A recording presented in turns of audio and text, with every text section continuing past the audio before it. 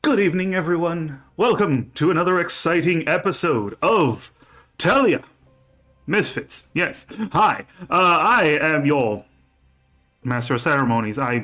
Yes. I never called myself that, but sure. This is episode 49? 49. Yes, I just wrote it. Yeah, it's 49. I just freaking wrote it in the title and I forgot. Yes, this is episode 49 of the wonderful Talia Misfits. I still cannot believe we've reached 49 episodes. I'm very impressed. We're about to hit our silver anniversary. Yeah, yeah. Oh my god, it's gonna be so much fun. I mean, we might. How about you hit our shut silver up? Anniversary. Shut up, RB. Shut up. Of course you will. Weren't you the one that said that you can't TPK now?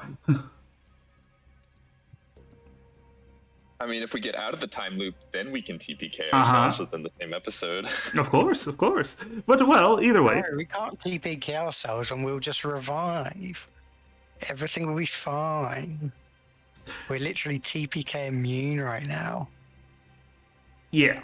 Except for the death scoop tax. Don't. Oh, God, that's the Every deep. every time we revive, we lose 1 level. Listen. There used to be a time in my early DM days when I actually did that. Damn. Either that or go back to level 1. I've done that. That sucks. But yes. Anyway. These voices speaking to you from beyond the voice. The voice, wow. Or my good friends. We'll start with Oshio. Hi. Hello. Yes. And then we have the beautiful Spyro. No, Spyro Proxy isn't here. So we have another beautiful Raining Blades. I'm not as beautiful as Spyro, though. Trust me, I've seen Spyro. It's very easy to be more beautiful than him. I'm only saying this because you can't hear me. Anyway, and then we have the fantastic, the lovely Thurcastrophe, High Dusk. Hi everyone. Yes. Spyro will be here momentarily. He's just busy with a phone call because of life and stuff. And yes, so which of you three stooges is going to do the recap of last episode?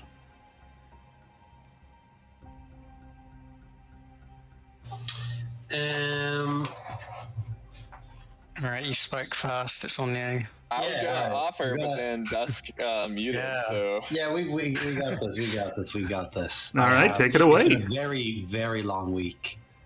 So let's go. So, how do I normally sound? So from whence we left off, we woke up, a bunch of people didn't remember us dying to some fucked up Hydra. Brutally awful time. We ended up back on the beach. We were like, yeah, fuck it, let's run past those goblins and Oni, who I think it's important maybe that we engage with them. Who's to say? But apparently there's a lot more of them than I would have initially presumed. So we went to bed, we fought some weird shrubbery and shit, and then then we started camping out, we had a few little chats and all that. We're kind of worried, a lot of us are kind of like missing a little bit of memory. Then all of a sudden, out of nowhere from the sky, not ground, as I was informed during the week, this fucking angel shit shows up out of nowhere. Now, who's to actually say if it is an angel or if it's you know yourself, it could be a bit of anything, you know what I mean? Anything goes by anything these days.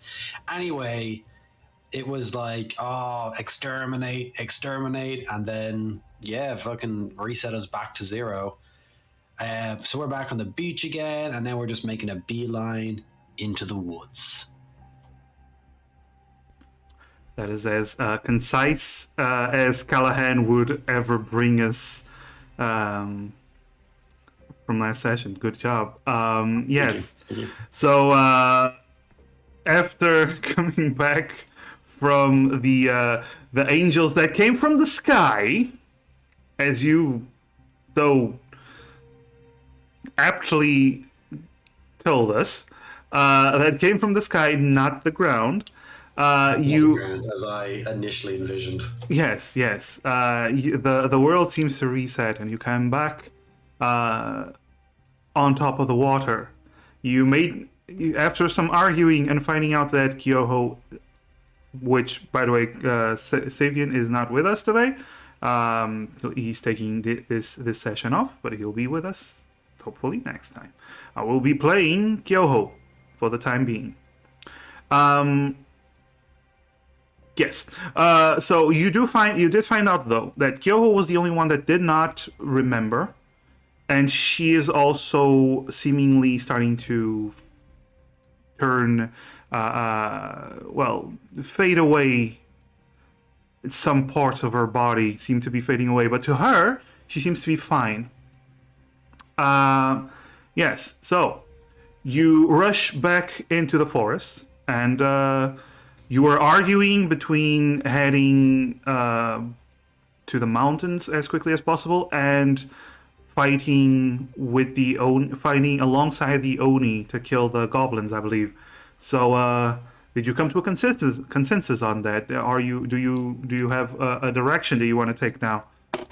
Yeah, I thought we did agree on heading towards the ruins once we realized there was like 30 goblins. Yeah. Oh yeah, because you forgot there were so many.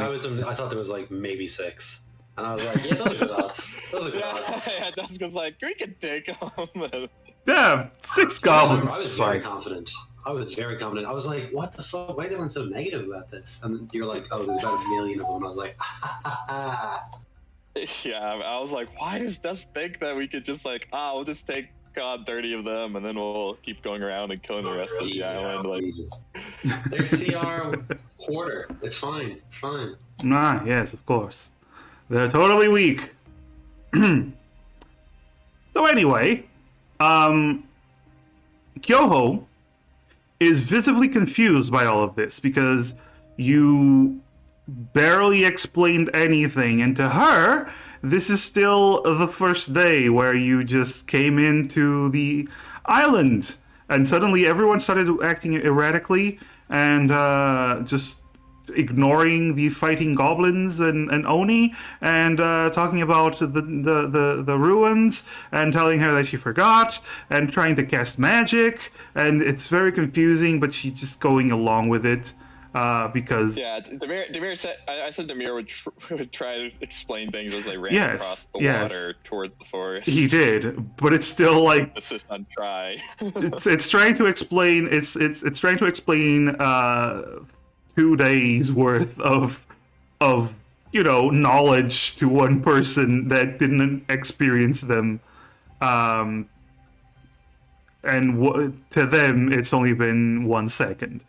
So she is understandably confused, but she trusts you and she is going along with it because that's what Sev actually reacted to last time. That's how he did it. So she would behave the same way. She understands that something is up. So, in that note, how do you wish to proceed then? Who is leading the charge? Who is the pathfinder for this? Who is trying to get the crew to that location? I do want to point out, as was the case last time, Kyoho does not remember the path, so it'll be just basically the same as her never been here, because she wasn't. You might give her a little bit of help, but the DC is still going to be, difficult for the area, unless anyone else wishes to take up the mantle instead of her. That would be, up to you. Yeah, so this would be a survival. Survival, yeah. This would be survival, yes. So there's 2 good, or go on. I say sorry. Sorry, I was just going to say I'm going to recommend that Emrys not do it. You know, for reasons I won't specify. Having -1 survival. I think there's two options. There's one. There's giving Callahan another shot because he has a pretty good survival. He just rolled really badly last time and didn't hero point it. Wait, did I roll badly? Yeah, you rolled. Yes. It Yes. wasn't perception. It was survival. Yes, it wasn't perception. I don't roll poorly, bro. Give me a shot at the survival shit. Let's go. Wow, okay. Someone's prideful. Okay. Let's rock. And if I do poorly, it's because RB jinxed me. Wow. Okay. I guess Callahan's like, nah, I got it this time. I've done this twice already. Like, I know where the trees are at this stage. Okay. But that said, I do feel that if Spyro was here, he would give me the help action. Okay. So what I was gonna suggest, what I was getting at is either way, like Demir could probably, since Demir has a super high intelligence and remembers a lot of shit, that he could probably like help whoever is guiding the way. You can saying, give. Oh, yes, I remember this. I remember that, and then the person who's guiding would. You can definitely give Callahan advantage on this roll. Callahan, Okay. Take it away. Roll a survival, not perception. Survival. How do you spell survival? PER. Yeah. It's the one that has a +10 to. Woo! Damn. Don't roll poorly. Damn. Just don't do it, guys. That's my tip. Wow. Okay. Nice. All right. So you take up the mantle of the Pathfinder as Kyoho, very confused, walks behind everyone else, keeping a keen eye on things. And reversal. Reversal, yes. So you take up the mantle of the Pathfinder and you start cutting through the jungle, actually making some great time. Unlike the last time, you actually the amount of time it takes you to traverse the necessary track of land is reduced considerably because you find the best paths. Here's the thing: you still remember, Callahan. You still remember a lot of what a lot of the paths that Kyoho went through. So you kind of take some of those paths, so some animal paths and whatnot, and you do pretty well. At a certain point, you actually reach a location that you start to remember, and you make everyone pause for a moment, and as you realize, this is where the plant attacked you, more or less. It's a bit further away. Hello, Spyro. Welcome back. Hi, sorry about No that. problem, no problem. Apparently, Callahan is a great pathfinder. He's tracking through the jungle like nobody's business, and so you do see up ahead the place where the plants attacked you.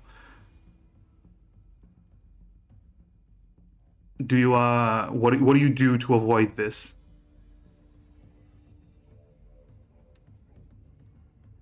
Probably just a wide berth.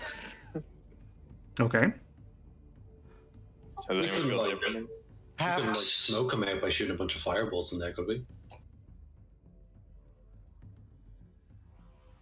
Well, it was their method of confusion was, I believe, scent based. Was it not? Perhaps we could. Plug our noses. Well, yes. Okay. Yeah, we could probably like plug our noses a bit and then keep our bit of a distance. Make sure that we keep an eye on them. everyone. Yes. Yeah, make sure if anyone starts to wander off that we grab them. Okay. So you start going around while plugging your noses as best you can, and since you are giving it a wide berth, nothing seems to happen. You go through, none of the vines seem to lash out at you, and nobody's starting to walk away from the group, and you bypass this danger that you fought before.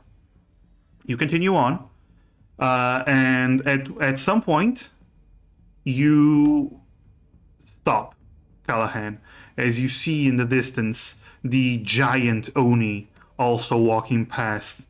Um, do you try to hide, or do you try to interact, or do you try to what do you wish to do in this situation? As you see that the giant Oni with the other Oni escorting the goblin prisoners are heading in a certain direction, the village that you did spot with the help of the mere familiar.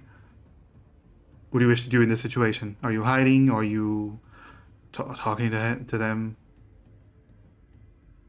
Can I try eavesdropping on him? I'll squat to like hide and all that, but I'd like to eavesdrop. I like You to know what can they're try, talking. yes. And- How far away are they, like, time wise? Considering that Callahan's sight is really good, they seem to have just. This isn't the exact location where you met them the last time, because you actually did buy a lot of time.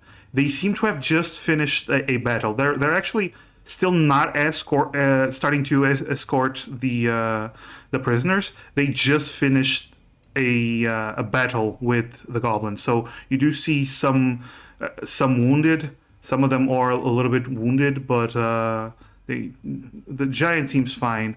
There's a lot of goblin bodies all around them. They seem to have just taken a few prisoner, killed a lot of them. So they're currently, I would say, about 2 to 3 minutes away. But they're actively moving. They're not like They still hanging around. from what Callahan can see, because Callahan is the only one who can see this. It seems like they are starting to get ready to start moving. Okay. I can make 3 of us invisible and make it easiest for us to hide or for someone to eavesdrop, although they might not be speaking in a language we understand.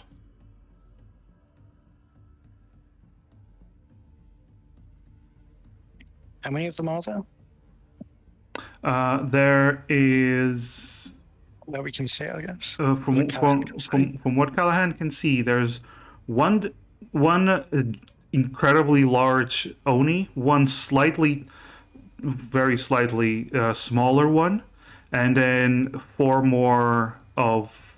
They seem to be slightly taller than Demir.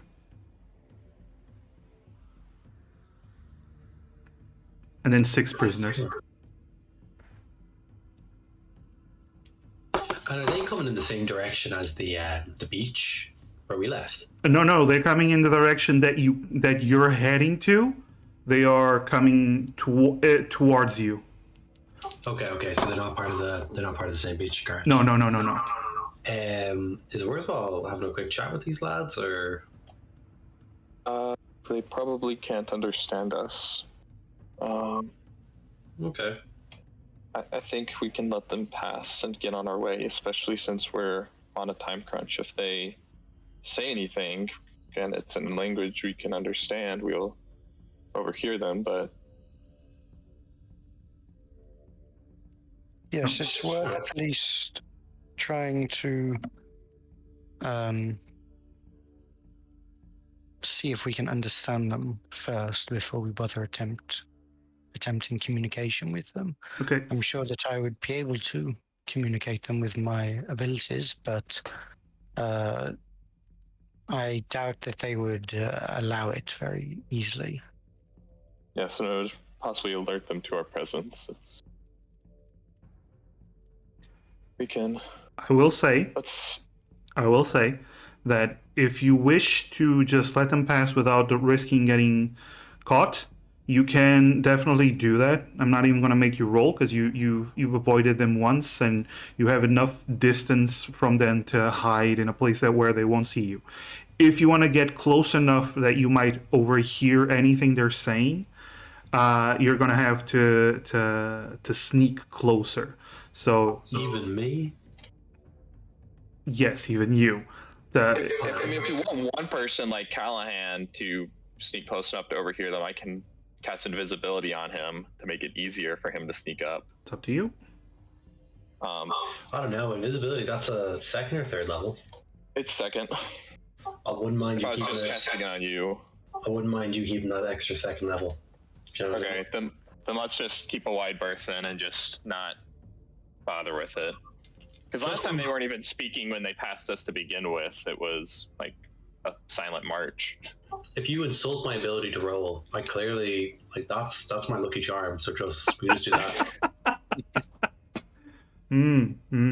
I see. Are you saying you want to investigate but not be invisible? Is that what you're saying? Yeah, I'm just gonna worry like if we get caught into. Sorry, I'm eating burrito.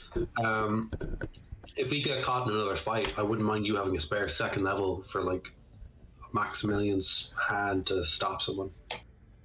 I mean, in general, like, I mean, just as like an overhead view, like being a utility wizard, like if Callahan is going to go and try and sneak up on them and try and overhear, I'm gonna cast invisibility on you, and that second level probably won't. Like, I don't even have that spell paired. Like, what I actually have as far as like damaging or that I would use in combat is very low for those low levels. So spending that second level doesn't really, won't really hurt me. Yeah. If you're happy enough, I'm willing to go for it because I wouldn't mind hearing either what they are saying or if the goblins are saying anything. I know we don't speak goblin. But yeah, that's why I was asking how much time we had, because if it was like, you got like a solid, 11 minutes, I was like, oh, well, let me ritual cast comprehend languages real quick. Oh, but, no, you don't have that kind of time. You only have yeah. with I this figured, conversation, I'd say you only have about 2 minutes before they reach this location. Okay, so then I'm gonna cast invisibility on Callahan, explaining very carefully that he can't do anything, no spells or attacks or whatnot, or he'll break it. And then the rest of us are going to, keep our distance. Okay. Callahan, you have advantage on your stealth. Go ahead. Bum bum bum bum bum bum. Oh! Wow. We had advantage. Wow. Okay. Never roll poorly, boys. Never roll poorly. That's my motto. Okay. So, Callahan turns invisible, and none of you actually notice him leaving because there's actually a moment where all of you are looking at the spot where Callahan was, and you don't even know that if he's gone or not. He is that good in that moment. As he was about to cast see invisibility, he thinks he lost him. he's lost the time. You Callahan, you begin to approach the group, and you get closer than ever before. Like last time, you also kept your distance, and as you get closer, you start to realize just the sheer size of this Oni, the big one, the giant. Each step just thunders behind all the other ones. And he's just walking through the forest, and he's just walking. He's just normally walking. And once you get closer, Callahan, you start to realize your head reaches his knee. You're just standing there as he's walking past, and your head literally just reaches his knee. The other ones don't even compare. And they seem to be speaking, but It's a difficult language to understand, so you're gonna have to roll an intelligence for me, please. Oh man. Do I have anything that helps? Oh. No, fucked. Grand. That's wrong. Intelligence. Yes. Okay. Okay, let's roll this. 11. Okay. So you try to understand. You speak Oni. You've spoken Oni most of your life, and you try to understand. And at first, it seems very weird. It's not a language you understand. But then you start catching some words that are very similar to Oni, and you start catching bits and pieces here and there. You can't actually formulate what they're saying, but you catch chieftain, attack, something that seems to be fortress, flying, and lake. You catch these words. Could have used that one earlier. And then they continue on. Unless you follow them, they just go past.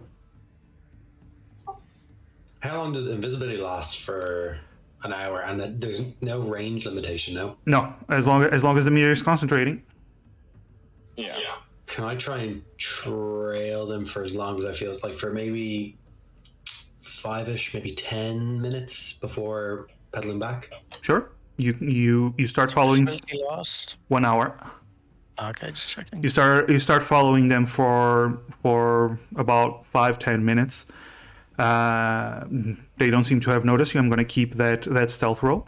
Are they, the path that they're taking, is it a well-worn path, or are they going through the jungle? They're going through the jungle, and it seems like the medium-sized Oni at the front is clearing the path for the smaller ones, and then the big one is just walking through like nothing. So you trail them. Meanwhile, we cut back to the group. Guys, it's been like 7 minutes since Callahan left. You no longer see the Oni. We would have heard if something had gone wrong. Surely. Unless something has now gone wrong right now, and I imagine Callahan is wanting to track them. I just hope he remembers that the limitation of the spells. Guys, it's fine. It's Callahan. Oh wait. That's what I'm worried about. Emrys is gonna point in the rough direction of Callahan, okay, towards where the Oni were, and cast message. Okay. And the message is, Callahan, is everything all right? You get nothing back.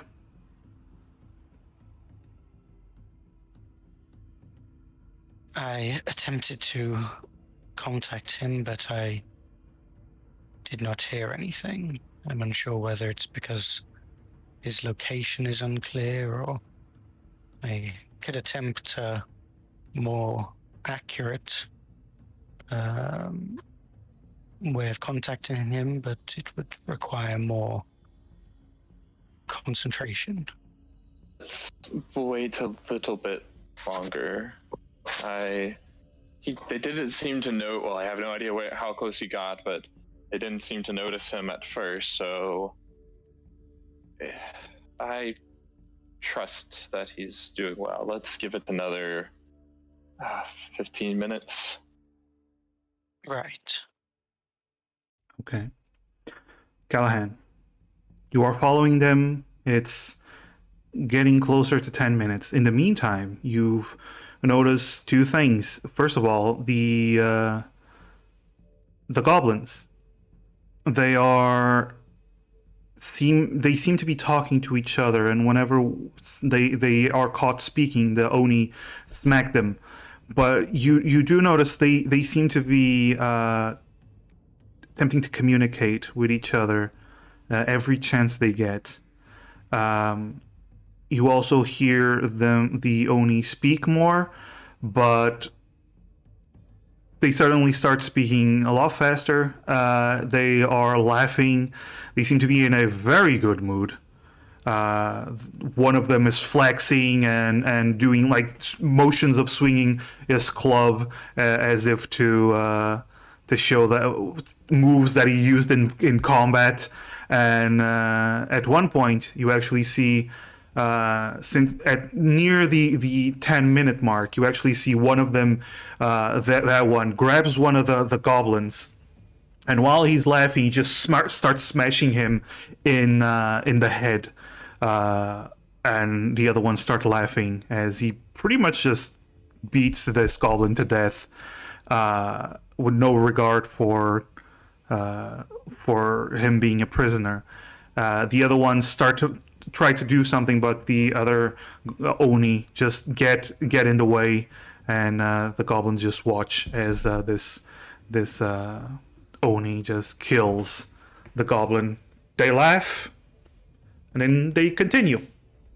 And yeah, so it's been about 10 minutes, Callahan. All right, and the goblins, from what I can tell, so the prisoners, do they seem exactly kind of like the ones we fought in the underground tunnel back in the west of Westreach? Yeah, Blank they seem to be wearing very similar armor. They have, you do know that they have slightly different symbols, but the design of the armor is exactly the same, and their features are all very similar. There's ones that are almost as tall as a human, and ones that are about the size of a halfling. But yeah, they just seem like the other goblins you fought before. Okay, and the Oni, they don't seem to be like lowering down the pace. They're all just keeping like it's clear that they're not. Oh yeah, no, they're still going. It seems like Yeah, but they're not near anything. Like, do you know when you're almost like, you know when you're walking home from a night out and you're like, oh fuck, I'm almost here. they are keeping the same You pace. kind of like pick up, keeping pace. Fuck. All right. They only stopped to kill that one single goblin, and left the body there, and then just left. Could I check the body? That won't end invisibility. No, it wouldn't. Yeah, you go and you start checking the body. He has no weapons on him. His face is just caved in, just unrecognizable now. The armor, seems to be some chainmail armor, badly damaged. You start checking through his pockets, whatever you can. You do find a few coins, actually. You find a small pouch containing 3 gold coins, similar to the gold coins you found in the other goblins, with the same goblin image stamped into them. Do you, if I were to take those, should I be marking them off as anything different than the gold coins I do have, or is that just general GP? They seem to be about the same weight as the normal gold coins, so keep them in mind that you have them, but that you can still use them as normal gold, because people use it. Basically, they check by weight. So they might ask you about why is this weird creature stamped on this coin, but aside from that, it's still the same weight as the normal coins, just to make things easier. Okay, no, but Okay. sorry, it crossed my mind because I was not noting them before. I was like, maybe it could be. I don't know. If it would be a later. You also find he seems to have a locket around his neck, and do you take the locket? Provided it looks normal, then yeah, I'd like to check it as well. I could like make sure there's no like sigils on it, or if Okay. it's got sentimental value, then we'll see. We'll cross that bridge. Roll an Arcana. Oh, fuck, that's not good. Never mind. Damn, Never your mind. rolls today, nice. Okay, you check it. You don't see any magical symbols. You've seen the mirror use a lot of magical symbols and stuff like that. You don't seem to see any symbol. There's a symbol on the locket, but you don't actually recognize it. Probably some goblin word or something like that, or a letter at least. But it seems safe. Is it like could I just like is the symbol easily like describable? Yes. It seems like an A mixed in with a K. So there's the A, and then the back of the K is basically it the slants into it, does it? sorry? Like it's A, and then the right bit of the A, then there's a K pop. Yes, basically that. I've gotcha. Yeah. Could I turn on my Fabus communicator? You definitely can. And I would like to be like,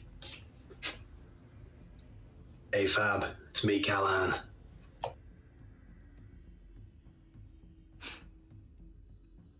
Nothing seems to happen. What a prick. And I get up. They've all fucked off, have they? Are they leaving a noticeable trail? I think the big one is, isn't he? Or I are trying mean, to be they stealthy? are breaking through everything in their path. So yes, they're leaving a noticeable trail. I double back. There's nothing else in the goblin? I'll just fucking.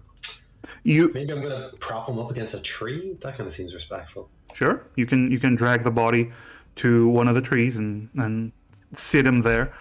Lock it too. You leave the locket on him.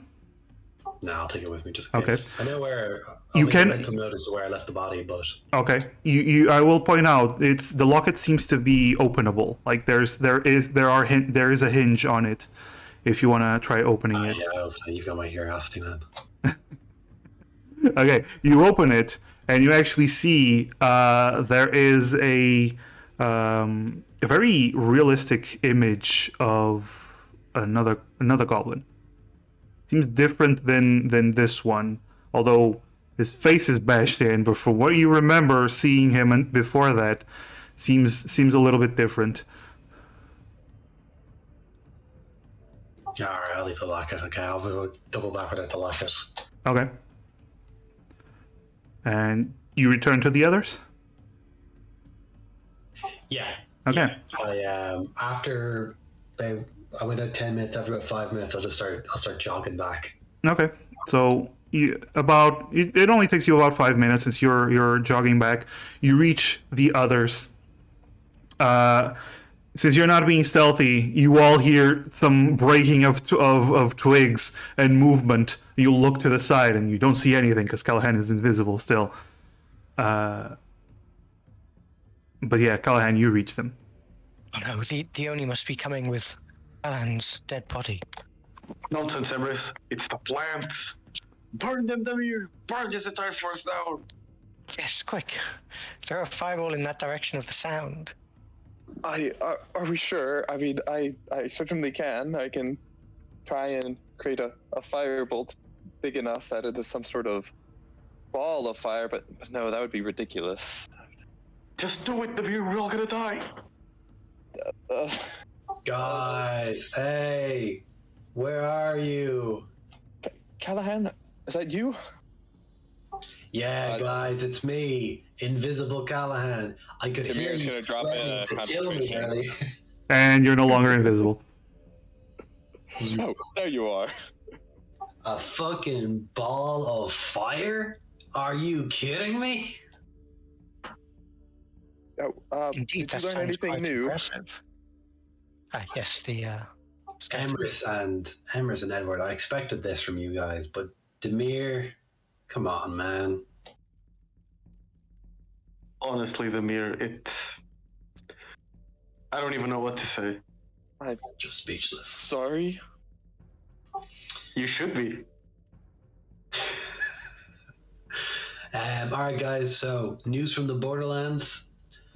What we are looking at now is they are reporting that they have a chief, that there is going to be an attack, that there is a fortress, and then flying and lake. I feel like we can rule out flying and lake. And Callan turns to Demir and Emrys. Ooh. Could it be the flying creatures create a lake of corpses? You know, like last time? Could be like last time. It could be like last time. I'm hoping it's not because that is grim. However, do you remember we were telling you that you didn't remember something? Yeah?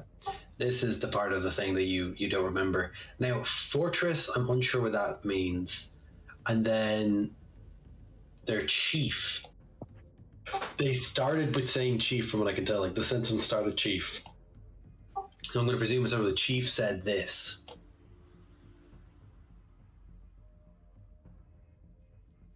And I repeat the word chief in Oni I repeat all the words in Oni for Kyo and Demir in case they know a meaning that I am missing. Yeah. The way Callahan is saying the words, it's a bit weird and catches you off guard. It's not. I mean, it's a human trying to speak our language. You know, it's understandable. It's also very. But Demir, you're a learned one. The way Callahan just pronounced chieftain is it actually is the old word that has been discontinued for overlord, like the leader of a region. But this is a very archaic word. Like it's the very archaic form of the word. It's like a vow. Yeah. Daleth. That's Yeah. definitely old Oni, which leads kind of to my theory that they might. Well, obviously, you only are able to catch certain words because it's just different. I mean, languages evolve over time. There's languages that that used to be used that no one even knows or talks about anymore. For instance, Lay was something that is the base language of all magic, and that people would use it as far as various scriptures and arcane writings. And what am I getting on to? We should get going again. We're on a time limit. Yes.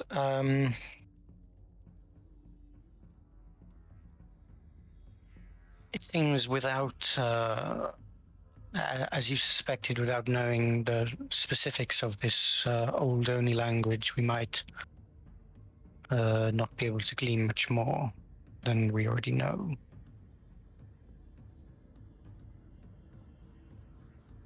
Yes, I agree.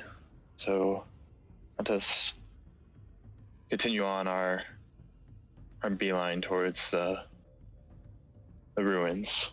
All right. I take it it's probably best for our current plan.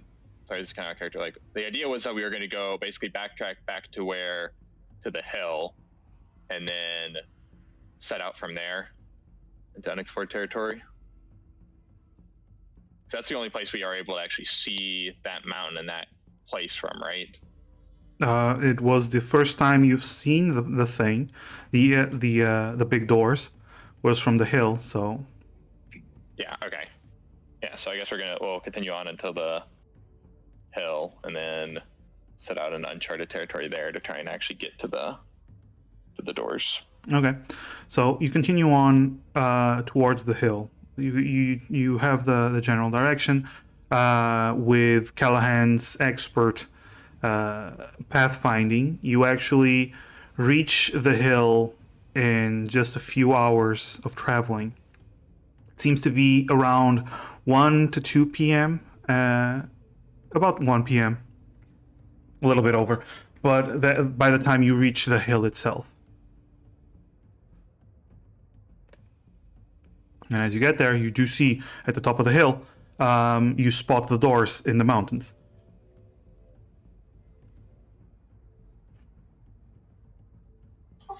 Now that are we close enough to the doors we can like observe them proper, or are we still too far off? You barely see them.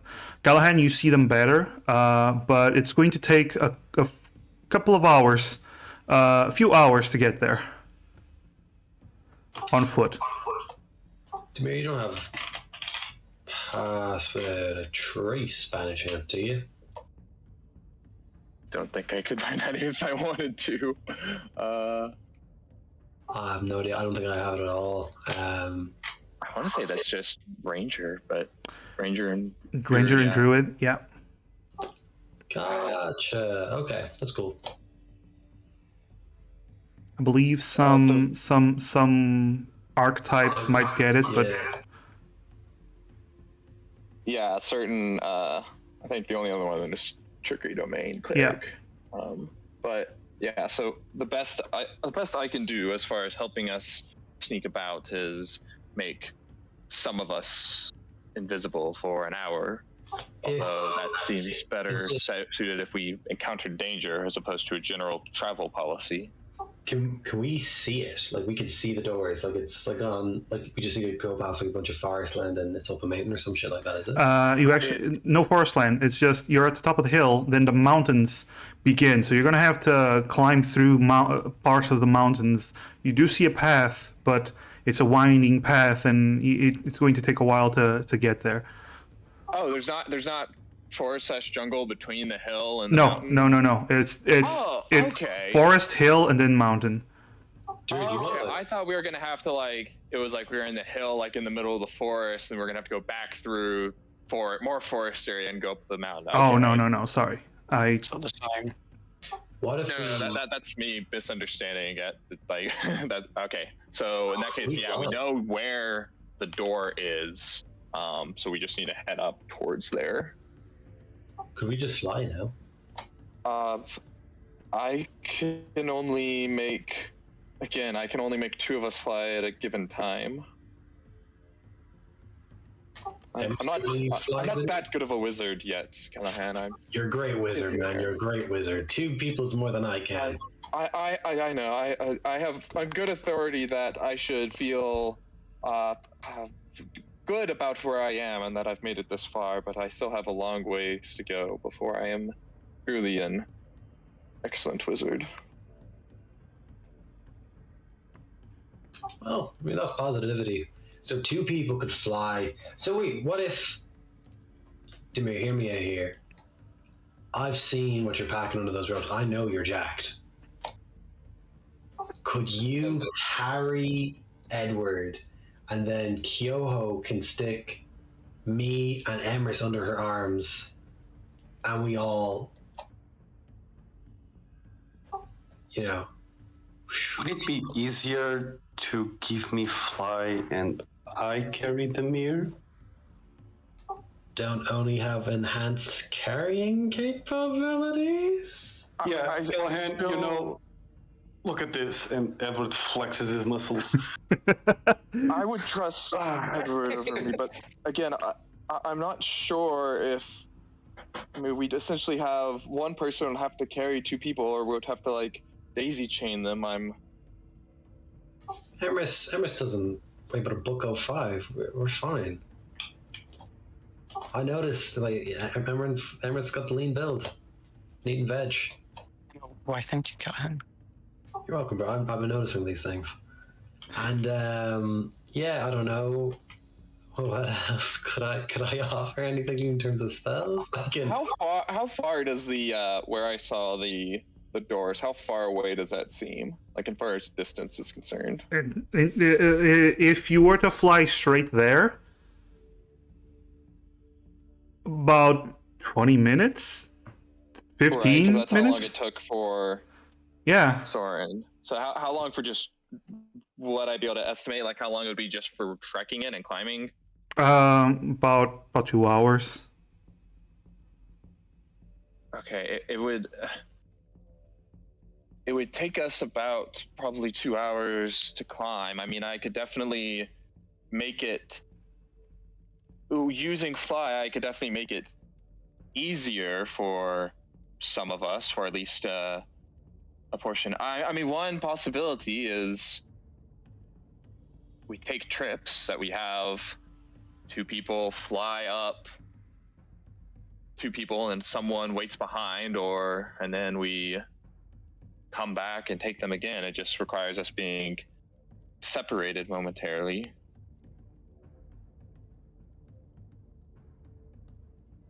I mean, because for instance, I could cast it on myself and Edward. I could take. Why do we not Take- just? It would take about 2 hours to simply hike there, correct? Yes, I'm saying we could either hike it or make it easier with flying, or we can, take. It would take us essentially.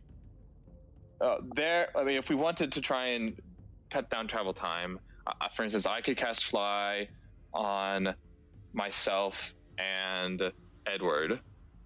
We could take Callahan and Emerus up there, and then circle back and pick up Kyoho and get back there, and that should probably take roughly. It'd be cutting it close, but it would probably be right about the hour mark for fly. And if worst comes scenario, I have, Featherfall and can simply cast fly again. I want to point out Or we that fly is 10 minutes. Oh, it's 10 minutes. Oh, wait, never mind. Fly isn't an hour? Oh, No, my that's God, invisibility. so sorry. No, That's my fault. I was an impression a lot. I must be mixing I it was up thinking with it was an hour invisibility. too. I'm not even sure. Never how to mind. look at You there. mentioned an hour, and then I think Let's just hike. Yes. yeah, it'd be good for the knees. Let's go. Yeah. Okay. Okay. Brand coming in clutch, but telling us we weren't about to. But because I was thinking, why is he doing so many trips when I told him it'll take about 10-15 minutes to get there? Is he going to cast fly multiple times? Yeah, okay. Got it. All right. So, That's my fault. I'm the one who suggested it. I'm willing to take the blame. nah, you're fine. So, you start marching there and immediately reach the mountains. And you see there's a path. It's not a great path. It's kind of hidden even. But you start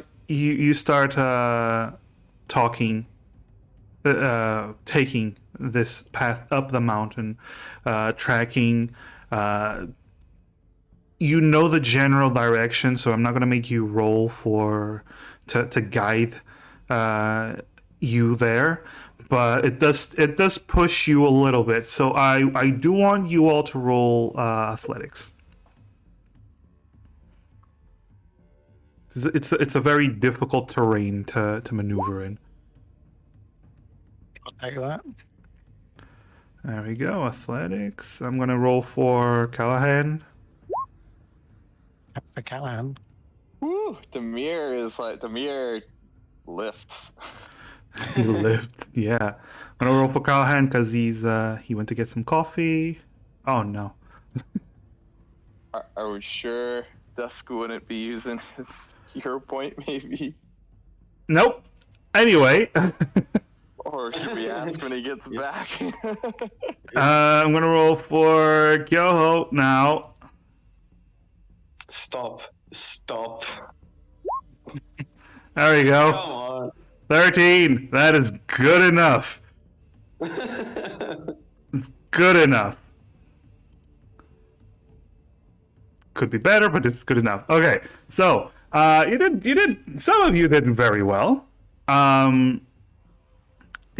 You're just a little bit slowed down by Callahan, who he admittedly did a lot more walking than you guys. Plus, he was like cutting the path open for everyone. So he's kind of starting to feel it, like the burn in his legs. So he slows you down a little bit, but it's nothing. Oh yes, You should work out with me a little bit, Callahan. he's not here yet. I know, it's just Yeah. you know. making jokes. Before I forget. Who's fishing for your take on Callahan? Oh. Okay. Man, come on, man. Yeah. We should get checked. We should get checked. Yeah, you and me. You're a lot stronger than me, Amaris, clearly. But we should train. Callahan, I forget. What's your full name again? My name's Callahan Dirge. I am Love Maul. Love Maul. Callahan, remind us. Since we met, what? Give me the full story of what's happened up until now. Yeah, You're pushing it on show. I must save me. I was trying to be Callahan. Carry on, bro. You carry on. I came back to get my mug. I'm far more interested in hearing the entire book of Maul from cover to cover. Yeah, you know. Although Callahan wouldn't turn down an opportunity to talk about that. We're short on time. I can't right now. It would be a shame to not do it complete, right? Yeah. Gotta do the sermon from start to finish, right? Yeah. Anyway, one thing I forgot. Keep in mind, if you have 1 point of stress, all your rolls are with a -1. Do not forget that. Oh, yes, stress. We keep forgetting that. Yeah.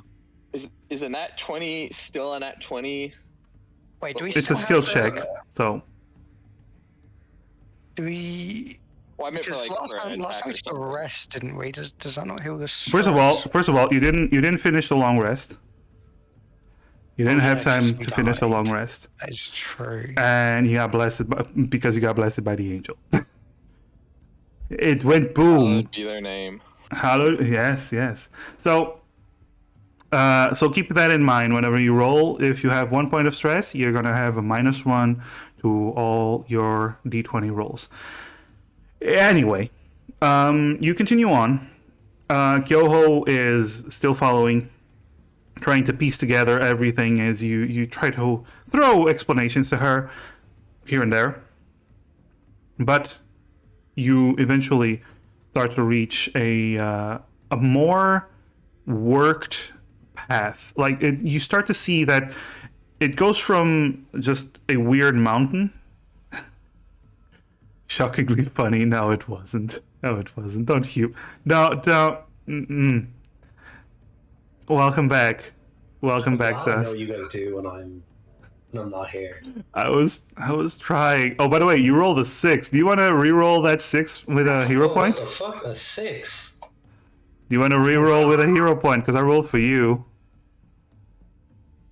Yeah, I'll take it. I'll roll it. Okay. Roll athletics, sorry. Yeah. Roll an athletics. Remember, you have a so you rolled a 6 because you have a -1. I'll take that. I'll take that. No, Yeah. I deserve a little humble pie. Actually. There we go. Okay. So yeah, you're slowed down by Callahan, who's a bit tired and with the unsteady footing of this place. But either way, you continue on, and the path begins to be clearly made by humanoid hands. It's a cobble. It starts turning into a cobbled path. You do see bits of walls here and there, and then it starts to become a full-on road with stairs and everything. As you get closer to the door, you all start seeing the door, and you see this large 20 or so foot tall black door with golden inlays. And there seems to be, as you get closer, it seems to be 3 sets of stairs leading up to different plateaus, and then the door itself. You continue on. You start climbing the stairs, and after the second flight of stairs, at the very top, you hear something. You hear some movement. And then you all stop as you see a figure begin to show itself from above. from the top of the stairs. As it begins walking towards the top of the stairs, you start slowly seeing more of this figure, and it looks like very similar to an automaton that you've seen in Fabus's workshop. But the design is a little bit different. It's more circular, it's made to look more human-like. Well, goblin-like in this case. But it is big. It seems to be much taller than even the mirror that you can notice. And from that position, from the position you're in, you only see about up to its from its waist up. And as it gets closer, you see red lights flare up in its eyes, and you just hear it speak, but you don't actually understand what it's saying because it's speaking Goblin.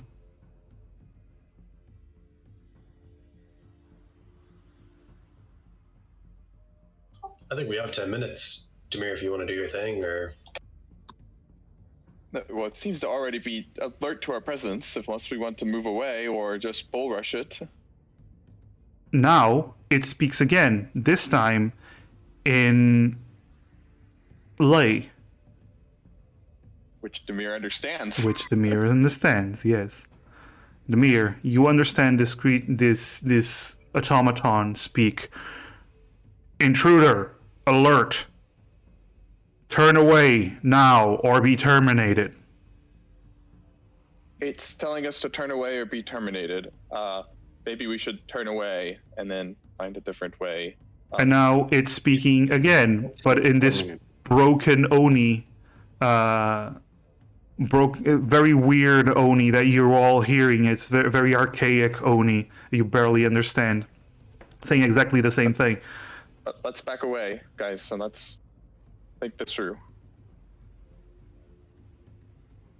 Demir's going to start walking away. If we back away, we can at least... Yes. We're back away. Okay, you start backing away. Do you go down the flight of stairs to the bottom plateau? We back away until it seems to stop. It's looking at you guys. The red lights flashing from where its eyes are supposed to be, and as you get to the stairs, you start climbing down the stairs, and once you get to the first plateau, it switches off the red light, but it stays there looking towards you. Is there any natural cover to hide behind? And where did it come from? Does it look like it actually came from somewhere near us, or did it just... It seemed to have come from the direction of the door. So it's at the top of these layered plateaus, and at the top of the stairs, which is where the door is. It seemed to have come from the direction of the door.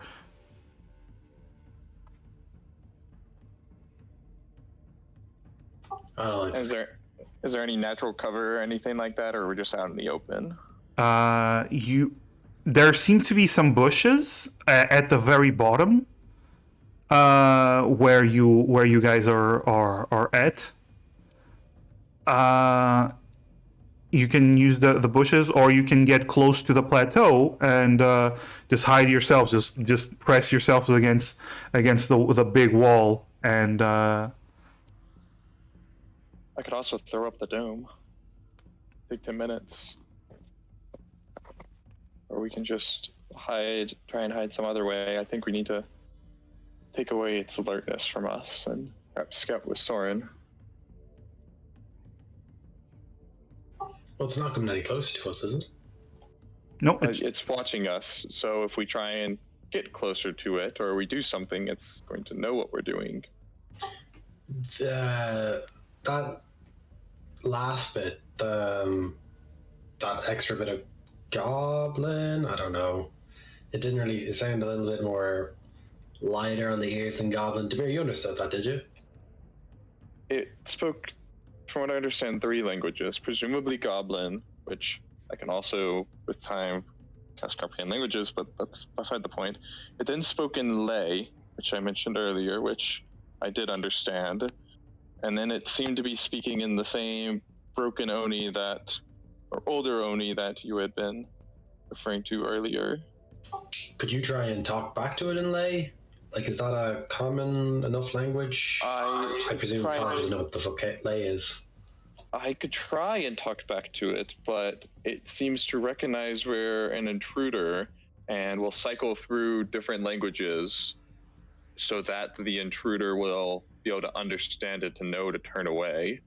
Okay, but if we're just call out from it from here, like we're not intruding on it from this distance. Perhaps we could try.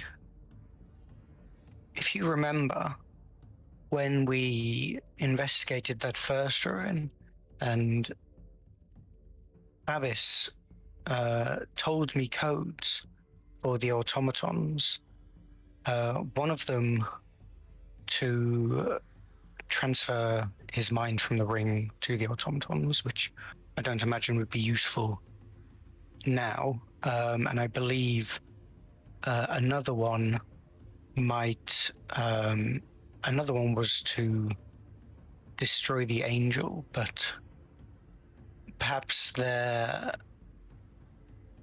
is some code we could take advantage of, although I'm not quite sure.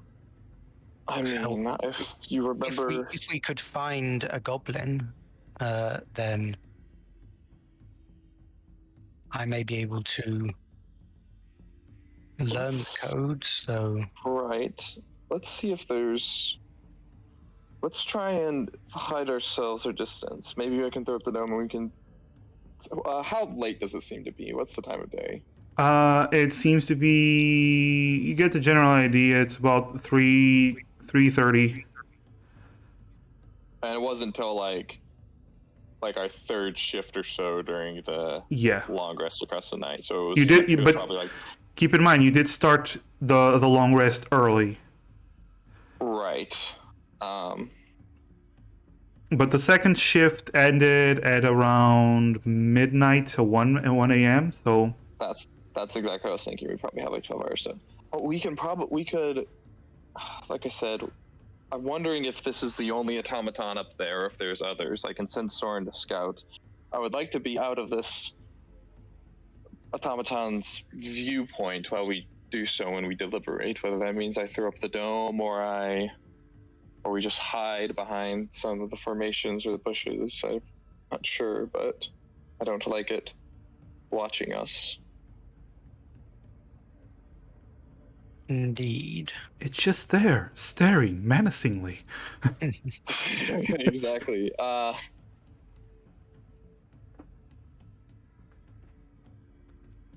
right, so what do you wish to do? Just throw up the dome and just think things through, or what? I see no harm in it. If we were to engage it head on, then it could be troublesome to deal with. All right. Though even if we get past it, how will we enter the door? Right. Okay, so Demir's gonna summon Soren.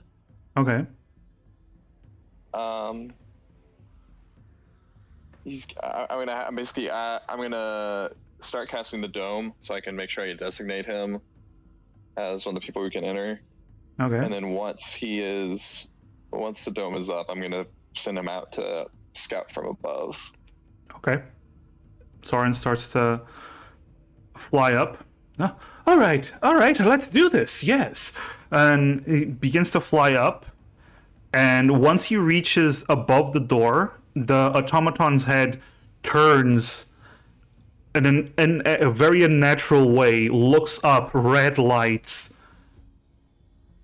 as it seems to be saying something, but Soren is too high to understand. And there's a moment. He's too high to understand. Is he within my telepathic reach? Yes. Get away, Soren. Get away, further away from it. He immediately starts. Soren looks, and you do see sparks begin to form around the automaton, and then Soren turns away, and the automaton, the sparks start to calm down as the light turns back from red to green as Soren returns. Well then, I've only seen the shiny fellow up there. There's only one then. Yes, indeed. Big one, but only one. Immerse, I don't know how to do this myself. You don't perchance know how to silence a creature, do you? Unfortunately not.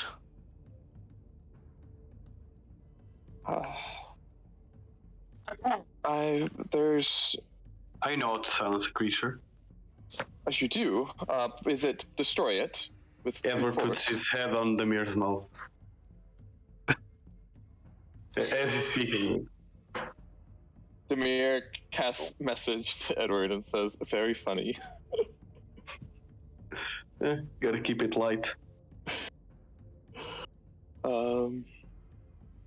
So I haven't seen a spell cast like that before. It seems useful. Yeah, I cast an electric beam from my brain to my arm, and I do it. It's uncanny. Impressive. So I don't know if going invisible would be able to detect us or not. Even if it does, that is at max 3 of us, but we could try and get the jump on it per se and try and disable it. Otherwise, it knows we're here. It's not going away of any sort, and there's no easy way to try and sneak up and around it.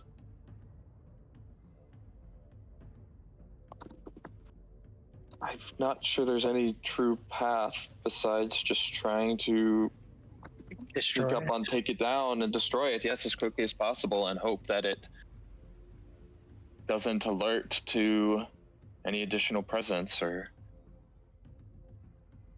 like I said, I hope that once we get inside this ruins, that perhaps that will provide some sort of protection against this time loop of sorts, but there's no guarantee. I mean, we could very well need to not only get inside, but also find the source of, find something that might be causing the time loop, and for instance, the portal, and destroy it all within the next, give or take, 9 to 10 hours.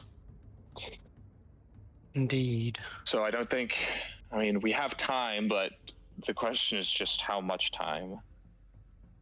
And I don't think trying to find a way, an alternate route up may not be a luxury we have, especially given that if we fail, who knows what might happen to, and Demir just kind of looks over at Kyoho. Just looks over at the mirror confused.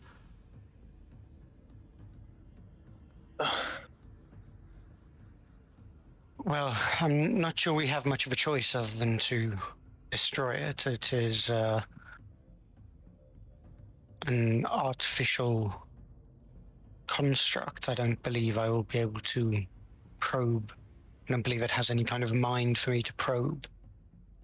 Yes, I agree. I think our best bet might be to try and sneak several of us up invisibly, and especially and then perhaps try and send Soren up to distract it once more, and I can shut Soren away once it seems geared up to an attack, and that might distract him or force him to fire off a stray bolt or something. I'm not sure. I mean, it puts Soren at danger, but that might be a way to possibly distract it. And like I said, who knows if it can see invisible creatures. Well, I could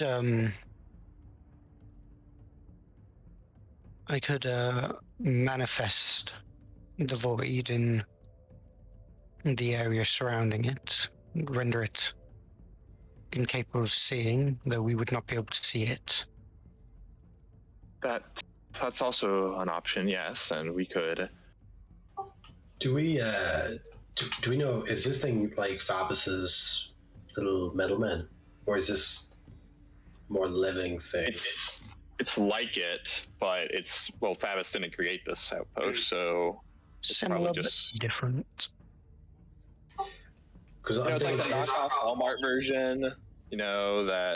It's pretty close, but it's a little different. Yeah, like you've seen the type before, but it's like Cocoa Pops and then chocolate Rice Krispies.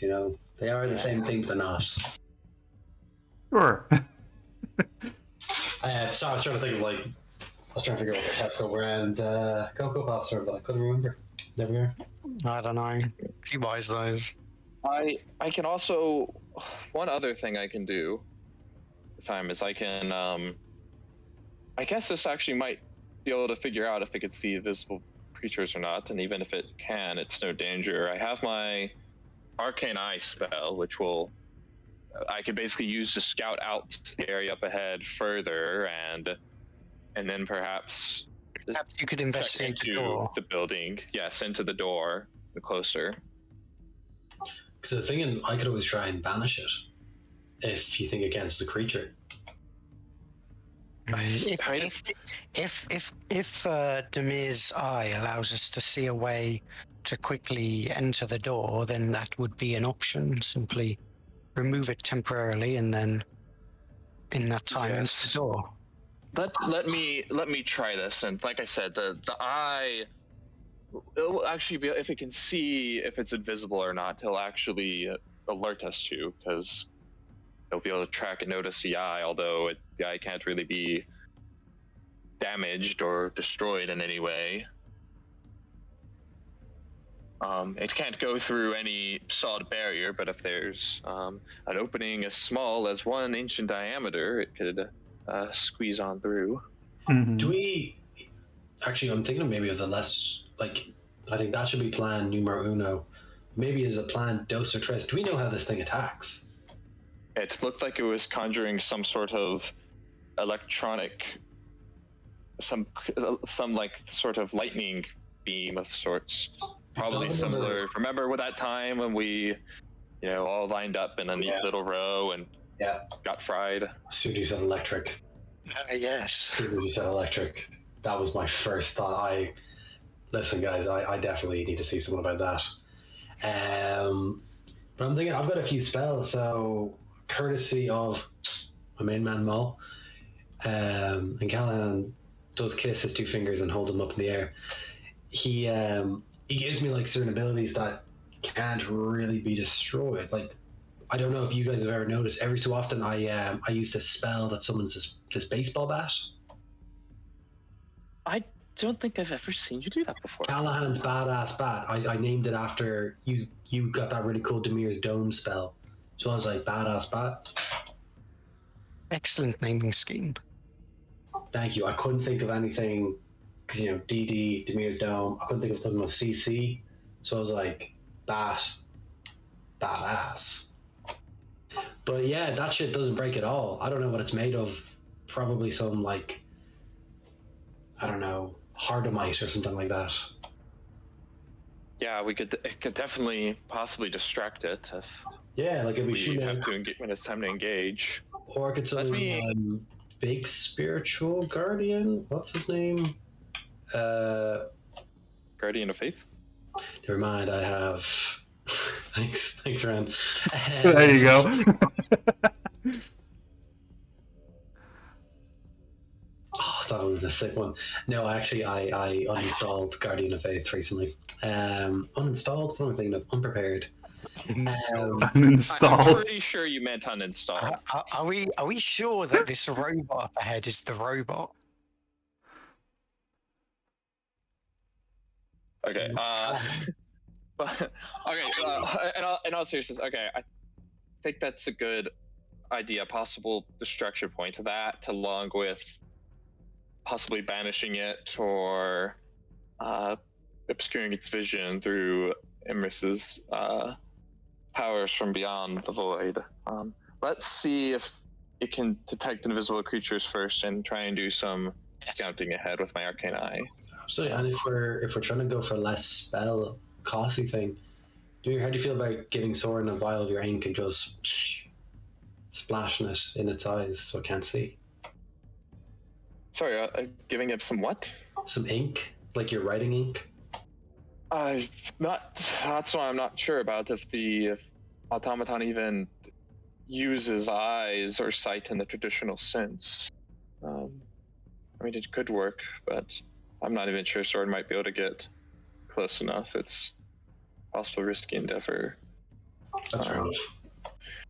I will cast. I mean, this is the reason. This is the reason Demir has it, that I took it. I'm gonna cast Arcane Eye. Okay. I'm gonna start scanning ahead. So you summon the Arcane Eye. Nobody can see it, except for you, the mirror. No, actually, you can't see it. You only see through it. You all see as the mirror covers one of his eyes, and he begins to focus as you send the Arcane Eye flying up. It goes up the two set of stairs and starts to get closer and closer to the automaton, and the automaton doesn't seem to look in its direction. As you get to the top plateau, you do start seeing the full body of the automaton yourself. You see that from the waist up seems like a humanoid figure. Then from the waist down, it actually has 4 legs, and each of them the feet seem more like a plate on the floor, and they seem to vibrate slightly. But the automaton doesn't seem to notice you. How does it compare in size to Phabis in full size? Like with the big Phabis? The big Phabis. The big Phabis, it's about the same size as the big Phabis. Okay. It doesn't seem as... It seems very well made, but it doesn't seem as... how should I put this? It's a Walmart knockoff. Yeah, Phabis has clearly had more quality to it. However, as you get there, you also see there's the big door, but to the side of the big door, there's two openings. There are more they're about 7 feet tall, each of them. But as your arcane eye reaches closer, it seems to have a device inside both of them. They don't seem to be leading inside the door. They seem to be just places to house these devices. These automatons, you mean? They're not automatons. They seem to be weird mechanical devices you've never seen before. They stand about waist high and have these markings all over them. Is it like one on each side of the door? Yes. Doors? Okay. Do they have any sort of arcane symbols on them? Roll an Arcana.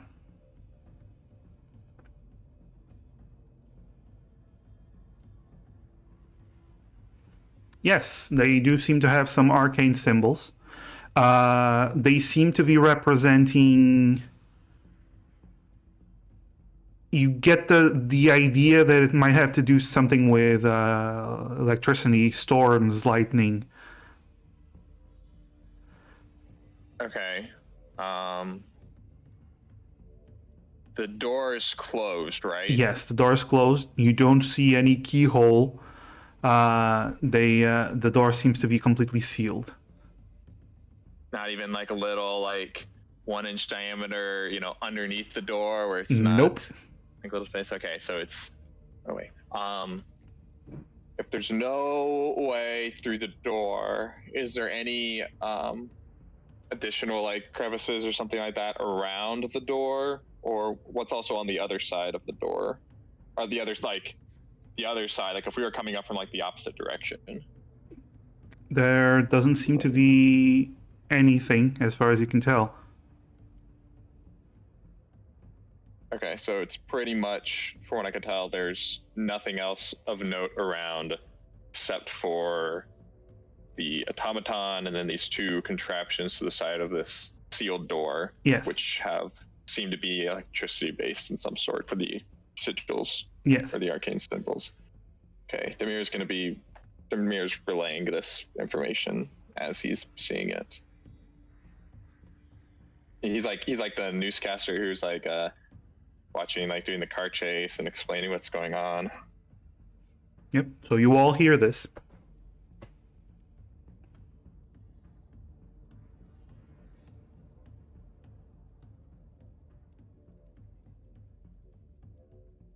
Well, if it hasn't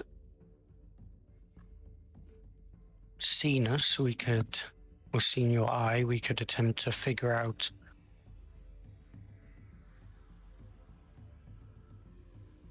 see if there's any way we can figure out how to open the door based on presumably these symbols and such on it. Would do so in some way.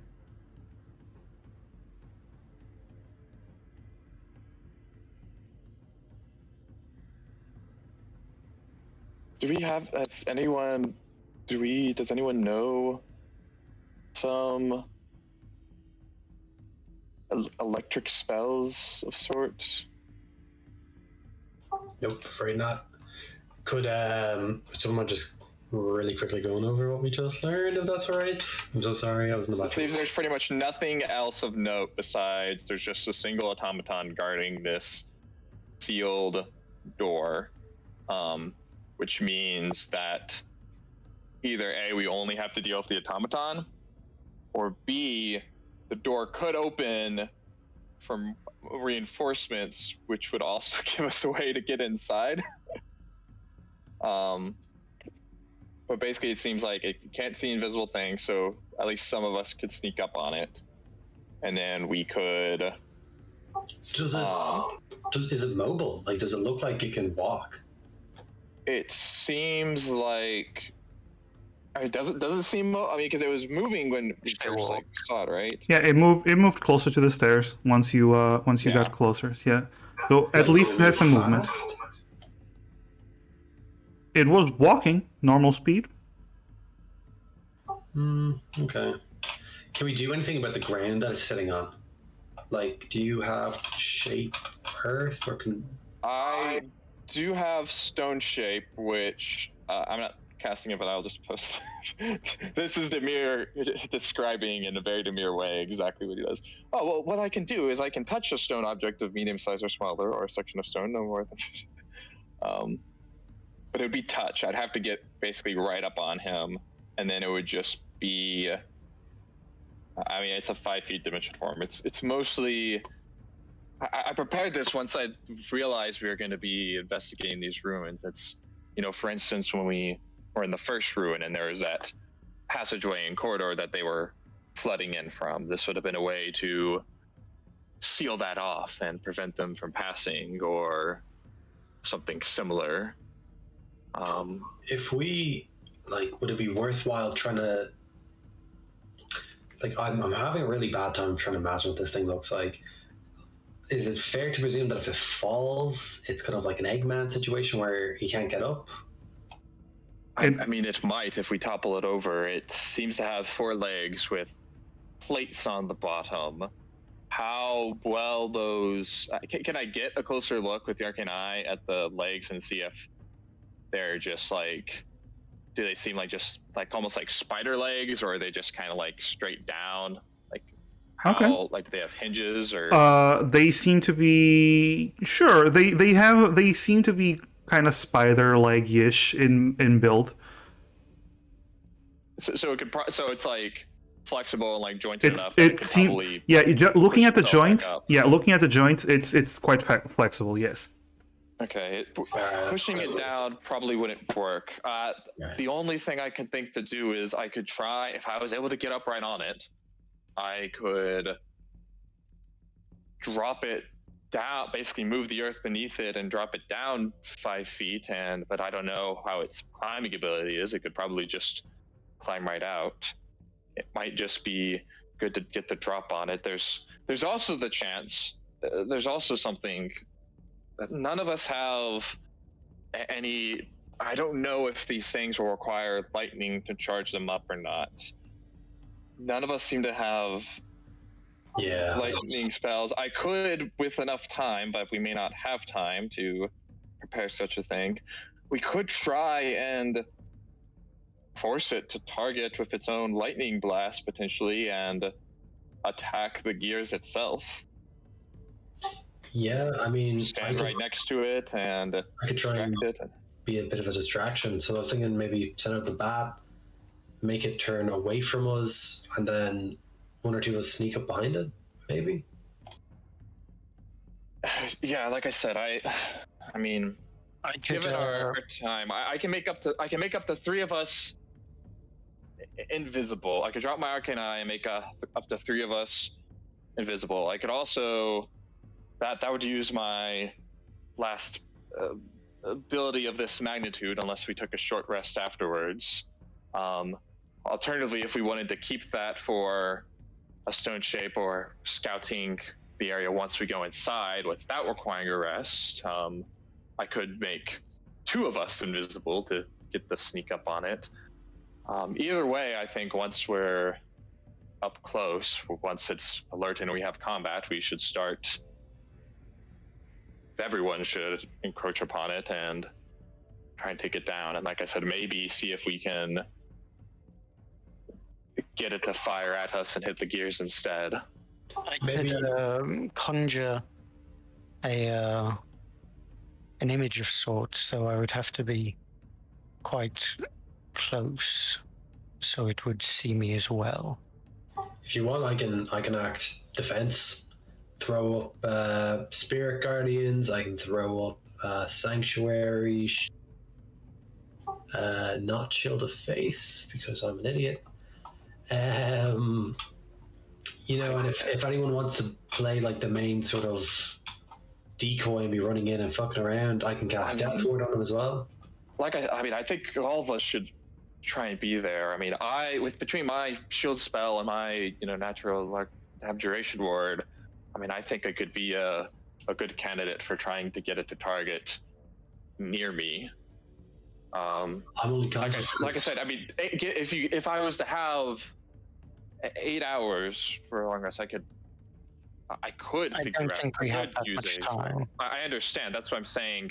Like, I would need 8 hours in order to get something to be able to use. Well, any of us would really, to get something that would use electricity. If that is indeed what even is necessary to run these things, it might not even be necessary. But otherwise, I think getting up there and having it try and shoot at it is a good idea. But it can't just be one person. The thing has to be taken down regardless. And I would prioritize taking it down over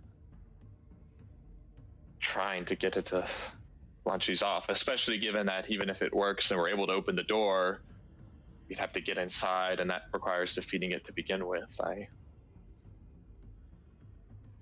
I suppose my idea would be to make some of us invisible, have it sneak up, get a surprise on it essentially, and then have it try, and then while trying to stand near basically the gears and try and divert its attention and have it possibly fire and hit one of the gears, the rest come up running and attack as well.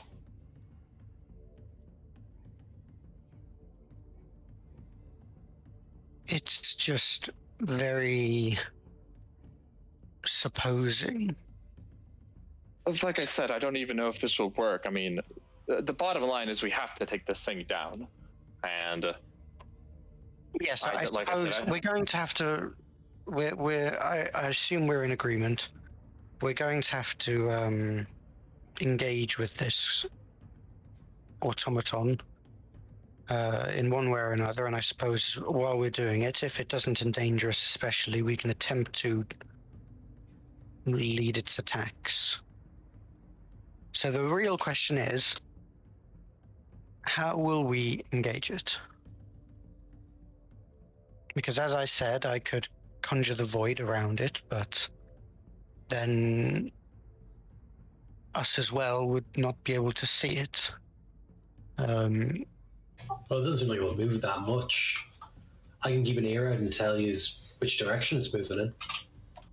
I mean, like I said, if we could have two of us sneak up invisible, get close to one to each mechanical structure, make ourselves unvisible. I would drop it and then unleash attacks on it. That would take its attention and have it choose one of us to attack and fire off electricity, possibly hitting the things. And then while it's distracted with those two, the other three, in the meanwhile, would rush up and attack it from behind. The DM question: how far away does it look like if we like full on sprinted up the steps towards it? How long would it probably take? Let's see. So each staircase is about 15 feet tall. There's about a 25 feet space between the first staircase and the second one, and then there's about 10 feet or so. So it would take you from where you are. It would be about 80 feet from the door, basically. Okay. What about from where the automaton is right now? Is he like right near, like almost right next to the door? Yeah, the automaton is about 10 feet away from the door. Okay, so essentially. Actually, I'll put you on a map. It's easier. Okay. It's just way easier. Because the reason I'm asking is because Kyoho is a monk and can dash as a bonus action. Like Kyoho could get there pretty easily. Yeah. And then the rest of us are, and then I mean, presumably what we probably have to do is have Demir go up with Edward, because Edward's melee. Get up there and try. I mean, we might not even be able to move past it because it's right there. Oh, I didn't even realize that. Guys, I realize I have a spell that might help with other people getting past it. Destroy automaton or something. That would be amazing, but no.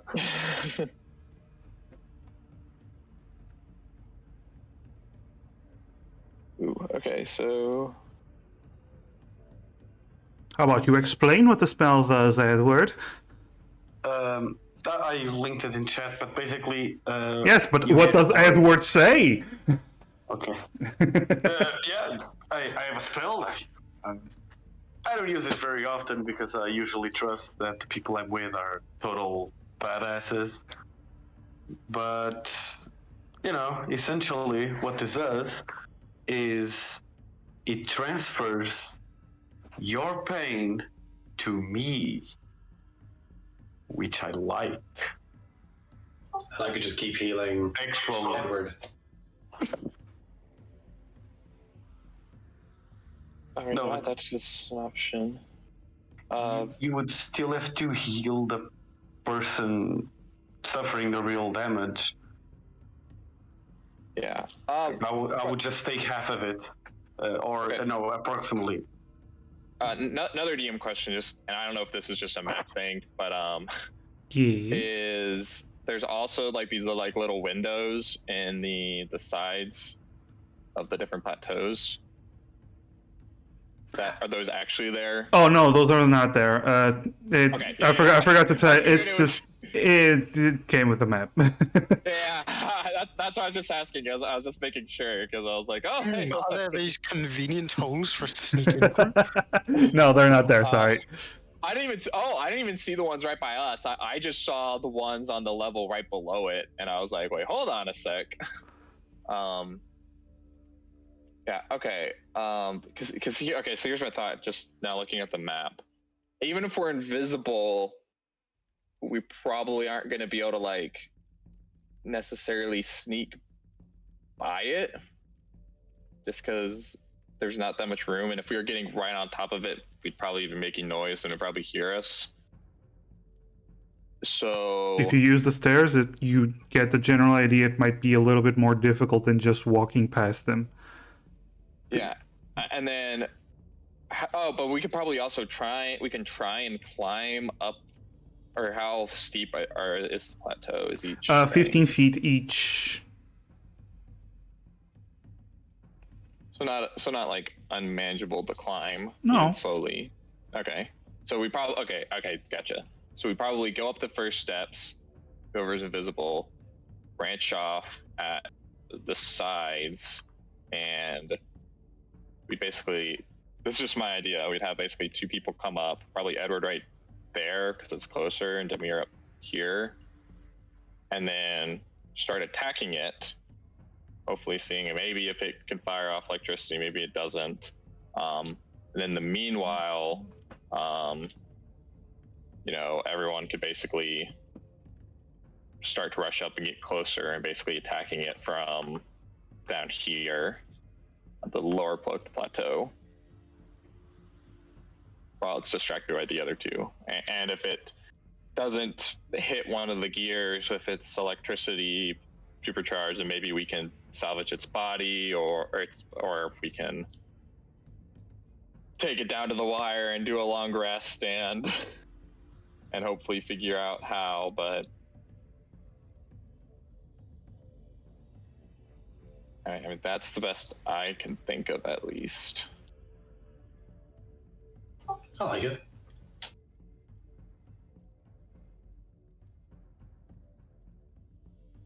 Alright. Or we all just say fuck and run in. I mean, Well, we can. It did not attack us immediately before. We could at least. We should be able to just walk up quite close to it and prepare anything that we need to prepare in its face, and won't do anything immediately. Yes, I mean, who knows? Now that it already has warned us, maybe we'll have less lenience. But we could for sure have two of us sneak up, and we could all just try and sneak up regardless. But we could have the invisible people there, and then other people approach until maybe starts to seem like it might attack, and then invisible people get the jump on it and possibly disrupt it. And Indeed. but you're right, there's no reason from what we've seen, unless it is able to both recognize us as the same presence, and who knows how these things work, unless it recognizes us and recognizes that it's already warned us the appropriate amount of times, or however it works. We should probably be able to get some people closer to we can preparation even. test it out pretty quickly. Can Callan take a few steps forward and see if it reacts the same way? Well, it only reacted once you got to the first plateau. Yeah, that's what we're saying. Where it'll react once we get to the plateau, and then we can start This is more just to see if it'll have the exact same reaction again, or if it's on a loop. Do you know? Do we think that's worth taking a risk, or is it? I mean, Yeah, is that he had to charge up his attack, didn't he? Yeah. I just mean if Callahan figures out that, I guess if he figures out it's not on a loop, then that possibly creates problems. If he does figure out its loop, it's probably no different than if we had three of us walk up, start to do stuff, and immediately starts to charge up. And we're like, oh shoot, gotta attack sooner. That makes sense. I don't know. Hi, we can work that. I'm just throwing out. I'm just spitballing. I don't know if it's which way, if it's worth doing or not. I mean, it might be worth it to just. Just to know one more thing about it, pretty much. So if it does take, if it goes through all the voices again, then we could just run back, and then we'll know.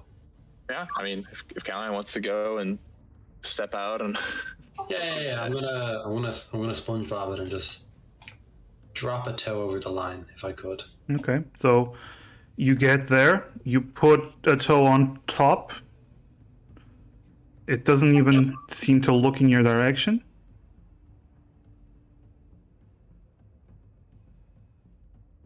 All right, make my way down. is it still looking up where Soren was? No, it's looking forward, where Soren went. Okay, so so it seems like it's staring in the direction of the last thing it saw. The last thing within a certain range. It seems like it looks at something with it when it comes within a certain range, and it locks into it, and then once something exits that range, it seems to stay looking at that exact point. And what direction is that relative to us right now? Right Towards now, us? right now, it's looking, because Soren went towards you, so it's looking towards you. I mean, we could have it. I mean, who knows if this would even make a difference? But we could have Soren re-enter and then head off to like a different side, so it's just looking at different directions. That's what I'm thinking. Do you want me to, like, Well, it makes more sense for Soren to, because Soren can like basically go like fly easily and just have it look like to the right or something like that, and perhaps, I mean, maybe it'll detect when someone's in its range regardless or whatnot. But That's the thing, like a just my minor bias. illusion or something to kind of like just dance around, like over here, right? He keeps looking at it, keeps warning at it, and if he attacks and it doesn't destroy the minor illusion, then the machine will move over to it. Maybe, and then be looking at it. I would need to be closer. All right, well, we can arrange that with Soren then, yeah. If you want to get Soren back, we could accomplish the same thing with Soren. I'm just worried about the poor owl now. Well, he's fast. Okay, and Soren. Okay, so I'm going to send Soren out then, basically to do a. Oh, I can't say. Basically, to have it move out, but then instead of coming straight back, have it like kind of go off to the left, basically, and have it, or no, off to the right. Okay. So And Soren basically try and look a different direction. Okay, Soren begins to fly. All right, let's do this. And he begins to fly up, and he reaches the first plateau around here. Oop, around here, and the robot's head immediately turns towards Soren. This is what you see. The moment Soren enters that area, it turns red, and then lightning immediately fires towards Soren. Can I dismiss him? You know what? I'm gonna say roll an initiative. It's going to roll initiative as well. Okay. Oof. So you see Soren fly up, and then you just see a lightning bolt just strikes Soren, and you just see Soren start to fall completely charred black. Oh no. And just drops. You stop seeing him because he drops on the plateau, but you do feel Soren just begin to vanish.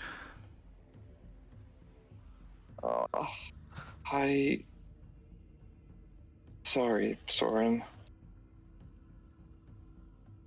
What answers that question? Deer seems like very like shocked and is like distraught. He is a familiar, though. You can resummon him, can you not? Amorous, give him a moment, please. Yes, that is a logical way to think about it. You know what, Demir? In honor of Soren and his brave act as a loyal familiar, I'll go in front and you guys can follow. Oh, like I said, I mean, I think if you and I go invisible and get up close to climb up, close to the places, and then essentially ambush it when the others start to approach. I mean, who knows how long it takes to charge that up, but it seems like it'd probably be best to just attack it right away and not wait for people to get within its range. Basically, everyone would get up top of the stairs, we would attack, and then they would enter the plateau. But my idea, at least. If it can detect us, even if we are invisible, it would be a pretty big risk for you to go ahead, right? So I'd say maybe it did not see whether we. It did not see my arcane eye, which is invisible, and right. if it does attack, if it does somehow, and that is just treated as differently, then at least I have my arcane ward, and I mean you are sturdy. Okay, so then I have a different plan. Why don't you and someone else with way better stealth than me can go up ahead first, and then I'll make a lot of noise, draw its attention, so you can get a surprise on him. Well, we might not necessarily go up. We might not necessarily, if we were invisible and were able to sneak up, we could probably just get the drop on it regardless. But yes, if you're worried about your own stealthing capabilities, it might be better to just have you leave the forefront charge for the three that remain. I think it would be best. Maybe you and Kyoho go up first. And then have Gyo slice and dice right next to it. She shrugs. Does that seem like a plan, everyone? Would it? I could attempt to restrain it, though. Well, actually, considering its size, that might not be wise. Perhaps. I mean, unless you want to summon that, have the source of your power send that creature to you and drop it right next to it. Yes, that could and that could distract it. I believe so. It may be useful.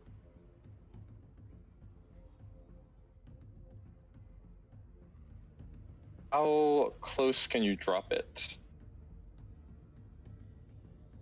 I could summon it from here, right next to it, if I wished.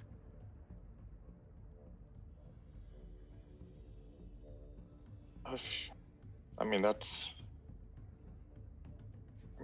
might be good, and drop it right next to it, and it will try and focus on maybe firing off the lightning in its direction. And it hasn't encountered that creature before, so it may give the warning and be focused on that. If I summon it behind, then it may focus on that while we approach from the front. That's a very good point. I mean, do we all think that might be the best way to go about things? Yeah, I'd say we go with that plan, man. Absolutely. I'm itching, man. Let's drop this combat. Let's roll. All right, so what do you do? Okay, well, first, because these are well, I guess we can just assume that it's the same distance, right? So just gonna double check that it's the right distance. 5. Yeah, I'm easily in range. Sorry. One last thing that. Actually, no, never mind. That's probably not gonna work. Okay, continue on. Yeah, so it won't attack until we go on to the thing, right? So we can have whoever needs to be furthest forward move forward. Are we making anyone invisible after all, or are we not doing that? The only thing I can see of it possibly being noted is if Demir is successful in making himself invisible and sneaking up as well. The reason I was going to say it probably has a really high Constitution check because it's an automaton, but Probably. if I was able to get behind it, I could maybe, and it was able to fail. If it was able to fail its save, I could potentially pulse wave it and send it flying off the top plateau. But we might need its electricity to run the things anyway, so.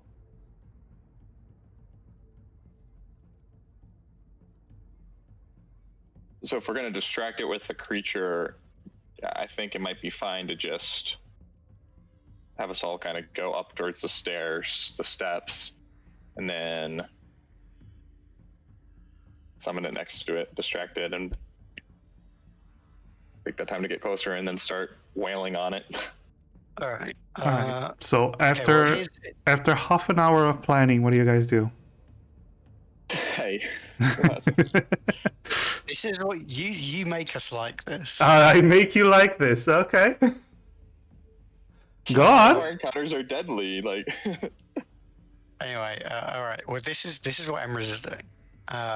So Emrys will cast Mage Hand first. Mm-hmm.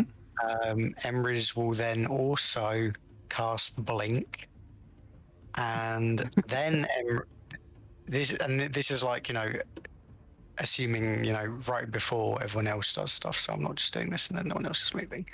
And then Emrys will be casting Summon Aberration. Oh, that's the wrong one. Summon Aberration. There we go. Emrys will be casting Summon Aberration at that time. And it only takes up 1 square, so I can just summon it kind of behind it. I will say this. From that position where you are... An occupied space I can see, yeah. Yeah, so you can actually see... Right now, you can't see it. Because there's this 15-foot wall, then there's another 15-foot wall, and it's standing on top of that 15-foot wall. So... You probably have to get to the top of at least these steps. Like where Yeah. Callahan was, but was able to not be attacked. Well, he didn't get to the top of the plateau. He just went to near the final step. He was able to see it at that point, though, right? Yeah, he saw the head.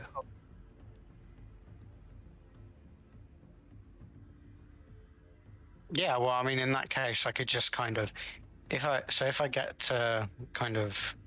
I mean, I can also make Emrys invisible to get to a plot where Emrys can see clearly. If I mean, Emrys can summon the aberration above it if that's what Emrys wants. That's what I was gonna say. I can just summon it kind of on top of it. Yeah, basically. You just can't summon it behind the creature because you can't see behind it. Yeah, behind but it. I can summon it. What about like, to the side? Yeah, I can summon it to the side behind of it. Like, I'd say here. You can cast it either here or here. probably on the left then, or our left. It's right, so that if it fires off electricity, it might miss and hit the gears. Yeah. Okay. So that's what Emrys is doing. So Emrys will need to be kind of at the front here. So then Edward should be next, because Edward is strictly melee. all right, you position yourselves however you wish to go. I think Kyoho can probably go last, because Kyoho's fast as fuck.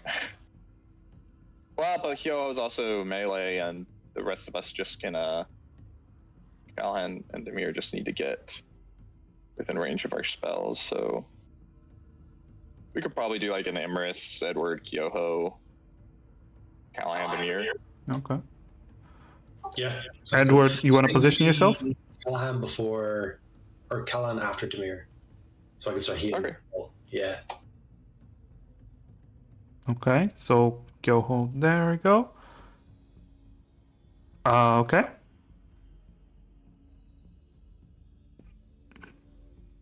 And then Callahan up, and yep. Let's rock and roll, boys. Man, if this would be a really bad position for a lightning bolt right now. It is, isn't it? I'm moving to the left. I'm not here to fuck around. Wait, I'm not let's here. stagger. Let's stagger. So It's either us or them, man. We're in this together. Callahan moves to the right and Edward moves to the left. Not a chance. Not a chance. You can't actually stagger on the stairs with good Damn it. good effort. Okay. So,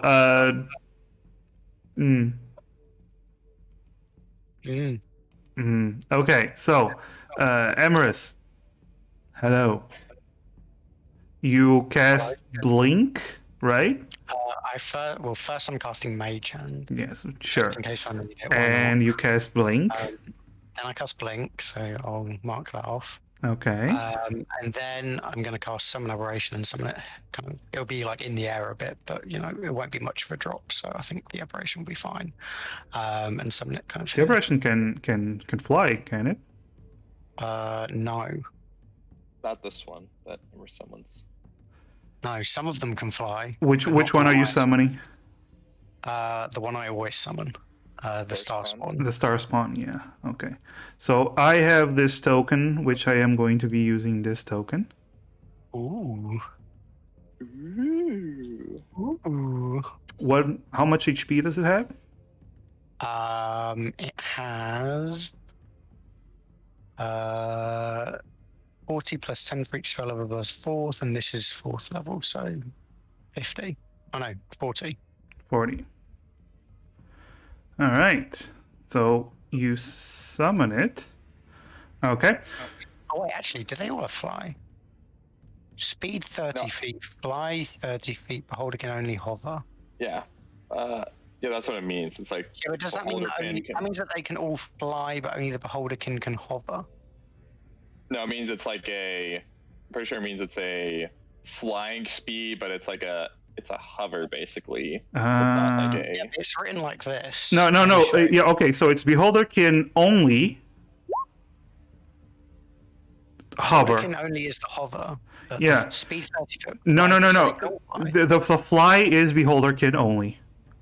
Oh, is it? And it's it's commas. explaining. Yeah, it's explaining that it's that he hovers. So, but the fly is beholder can only.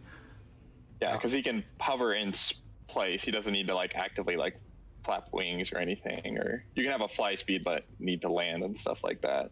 So it's just saying That's what I meant. Like, do they all fly, but only the beholder? No, just the beholder can. Okay. Okay. So you summon the aberration. Mhm. Everyone roll initiative then. Just to keep everything in order. Oh, hey, there are plants as well. Ah, yes, of course. The plants. The plants also passed their intelligence saving throw, and so they followed us instead of engaging us directly. Yeah. Oh shit! I deleted you, Emerus. Sorry. No. Can you do it again, please? What did I roll? 13. You rolled a 13, but so you can try to re-roll again. Not I'm you. 50 with my advantage with my shield. Oh, you have Oh, advantage, it was right? the original, actually. So 13. now you just fix it. All right, I'm gonna roll Man, has for advantage for heal. initiative. God. It's a shield, man. It's a really good shield. The dope shield. Oh, it's a shield. I didn't realize he had a shield like I know. I thought that was just like another one of his like cleric or his feats or something, and I was like, It's a hidden ability when your perception just becomes that big. it's like I was thinking it's like maybe it's like the bard's jack of all trades applies to initiative or something like that. Except for clerics. All right, so it goes first.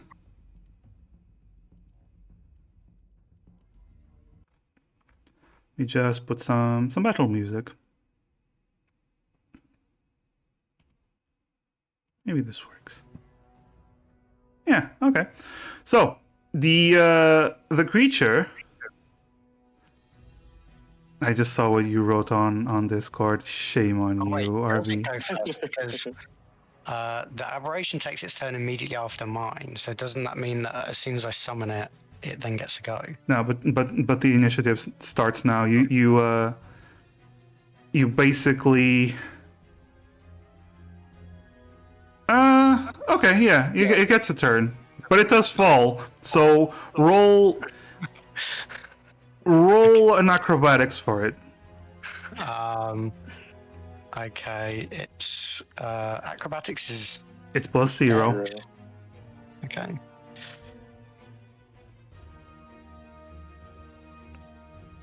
Lands on its feet. Well, what passes for feet? Tentacles. Yes, what passes for feet? Lands on its tentacles. And it does get a go. Or was that? Yes, it does get a go. Okay. So 2 attacks. Last one. So it's my spell attack modifier to hit. So that is my spell attack bonus +8? It's your what's your spell attack bonus.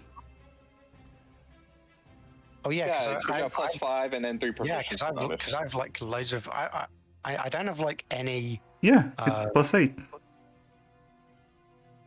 Yeah. Yeah, it's +5 charisma and then +3 proficiency. Yeah. Anyway, so that's 1d20 +8. That is a hit. 21 first, which is 1d8 +3 plus spells level psychic damage. So +3 plus it's level 4. 13 psychic damage. Okay. Does it? I wonder if it takes psychic damage. The creature the aberration shoots this psychic bolt. The creature doesn't seem to be moving. Okay. Well, it can't do anything else, so it's going to do it again. Okay. So that's 1 plus 8. That's a hit again. 8 plus 7. 10 damage. Okay, that's 10 damage. So it fires these bursts of psychic energy, and you just see the automaton's head turn, red lights flaring as lightning begins to form around it. Now we're gonna use the initiative order. Could you have it, sorry, just thanks. Because it's technically acting before it, and like a kind of like a surprise, would it be able to like back up towards the crevice and not take opportunity attack? So it doesn't have reaction yet. I'm just curious like how that would work. If you wanna move it. I don't think Emerald would move it. Alright. Okay. So it's the automaton's turn. And it lights up in red and begins to raises its large fists. And you all see as saw blades begin to form all around the fists and begin to start spinning. And it goes to bash the creature twice, one for each fist. What's the AC? Armor class 11 plus 11 of the spell, so 15. 15. Both hits. So let's see. So that's this. Plus 2 of these. So the first hit deals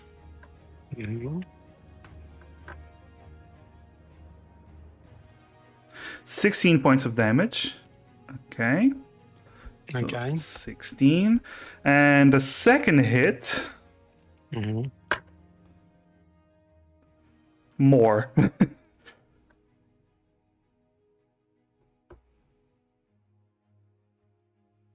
$21 points of damage. Oh. So it's at 3 still HP. alive, I believe. It's at 3 HP as the automaton just suddenly smashes down on the aberration. And that would be its turn. It's saying something, but you guys can't hear it. Well, Callahan can, but Callahan can't understand it. So, let's see. Kyoho's turn. Kyoho takes out her bow, and she moves past you guys. Wait, do you want her to go melee, right? Well, what would Kyoho do? What would Kyoho do? Well, Kyoho first would go here, take out her bow, and shoot. Let's go with that. So Kyoho is going to pew pew. She's going to use her Kensei shot, I think. Monk shit. Dope monk shit, yes. Stunning fist, focused aim. Yeah. So wait, it's not it. Oh, God damn it. Goddamn monks have so much stuff. The Kensei shot, right? Under the... Is it Kensei shot? It's focused aim. Is where she uses ki for stuff. So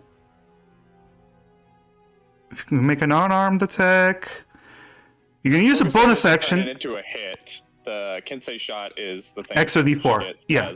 So she's going to use a bonus action for the extra D4, and she's going to shoot her bow twice. And miss both times. Great. It's Kyoho's turn. She's going to move here again. Yeah, so Demir, it's your turn.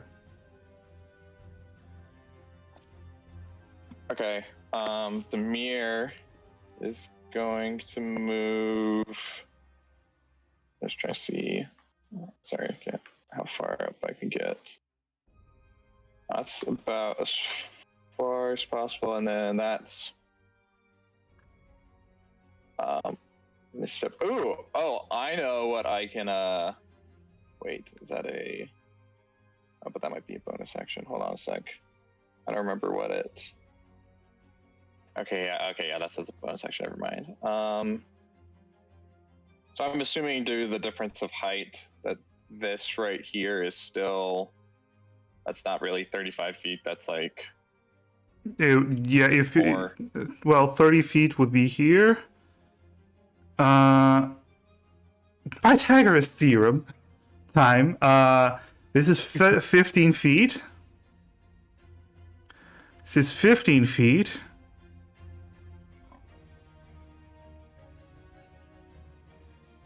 Yeah, okay. So are you trying to Misty Step? Is that it? Yeah, I don't think I'm close enough. You're not close enough to Misty Step Yeah. there, no. Okay.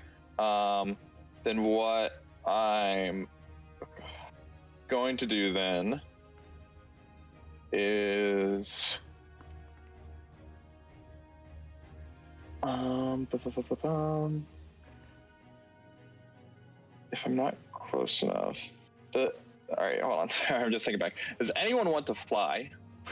For starters. Wizards. They're so spoiled for choice. They're like, anyone want to fly? I think I'm alright. I feel like that'd be making you more of a target now. Even just to get like closer or anything like that, or have additional movability. So I'm asking.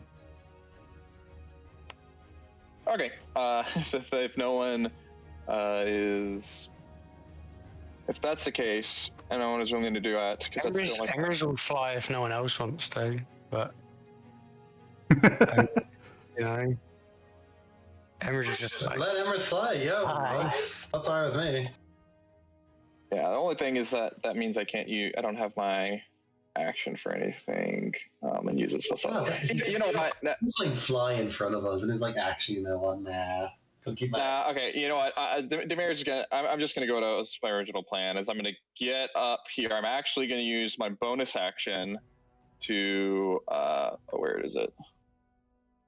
Sorry, I thought I was going to be close enough to miss. The only thing you can use the only thing to move. The adrenaline rush to use a dash as my bonus action, and I gain a number of temporary hit points equal to my proficiency bonus, which gives me such a tank. 3. Yep. That looks so ridiculous. That's awesome. Yep. Okay, so basically, Demir's gonna get. Basically, I'm gonna get up close so that I can then cast at. Let's just give it a first level to start with. So I'm gonna cast Magnify Gravity. Oops, I meant to cast the macro I have. Okay. And I'm doing it in like a point where it won't hit the aberration. Okay. Passes the saving throw. Okay, so it takes half that. 5 damage. And then using the rest of my movement, I'm gonna get like right up here. And how does it seem to be like as far as the automaton can see me or not? Like, is it just like its head poking out, or what is it? It can see you from that position because it's tall. So Okay. you do see that you do see the head, but it also sees you. Well, it would see you if it looks in your direction, basically. Gotcha. I'm trying to see how much my full 60 feet would have. Oh, I could have gotten there. If I got like over here, kind of, would I have it like any sort of cover or not really? I'm gonna say you have a little bit of cover, so it slightly increases your AC. Yeah, I'll do that then. Callahan, it's your turn. Alright, I don't think Callan's actually part of this plan, so I'm a free agent. Kept quiet for this exact moment. So if I go 5, 10, 15, 20, 25, 30, Emirates and Edward, they're not considered to be difficult terrain, are they? No, not in this situation. You can go through them. Awesome. That should be 5, 10, 15, 20, 25, 30. You think there'll be a little bit more, but there we are. Yeah, grand. Let's cast a little razzle dazzle, I suppose. I just want to double check. It's Spirit Guardians and Sanctuary I always mix up. Sanctuary is the protection one. Spirit Guardians is the Yakuza thugs around you. It's just to make sure if I cast anything, you can see it be unaffected. So they're around me. Yeah. 15 feet, and it doesn't disappear if it's just concentration. That's perfect. Yeah. Yeah, that was the big one that I wanted to make sure that I wasn't going to do, because that's what I would like to do at some point. But until I get close enough, I would like to use the spell. Callahan's badass bat. I had that on advantage by accident. That is my B. Alright. But the macro. But you used your hero point and take the natural 20, right? Yo, can I? You already used hero point. No, I didn't. Yes, you did. When? Yeah, he did. For the athletics. Yeah, the athletics, remember? Then he rolled a 7 instead of a 6. He rolled a 6. Oh, I rolled for him because he wasn't I didn't here. even know he actually rolled again on that. Yeah, you did. Oh, jeez, I thought you were just offering to let me roll first. Oh no! I said if you wanna do the. Yo, that's right. Sorry, I didn't cap that. So the bat is summoned and it swings at the automaton, but it just hits the armor. Doesn't seem to be doing anything. Gotcha. Armor's too tough. Unfortunate.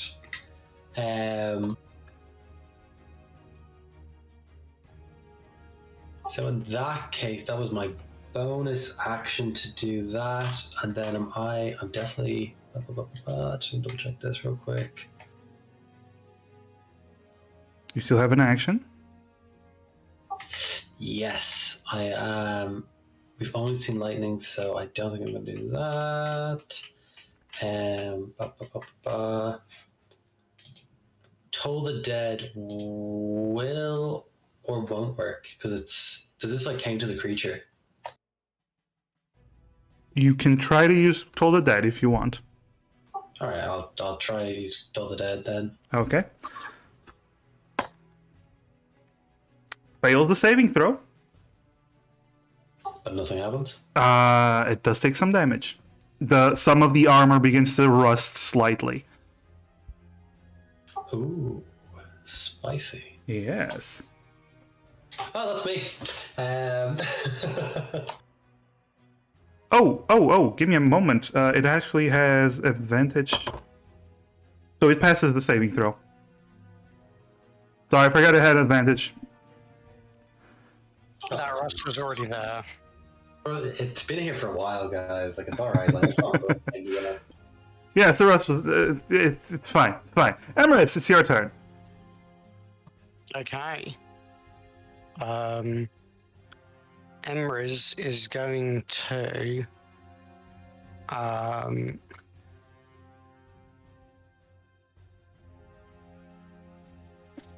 so its attention is on the aberration, Guns about is there. Okay, first off, Emrys is going to move. And Emrys is going to move just kind of spread out, so 5, 10, 15, 20. Just kind of around here. I'm going to make some distance.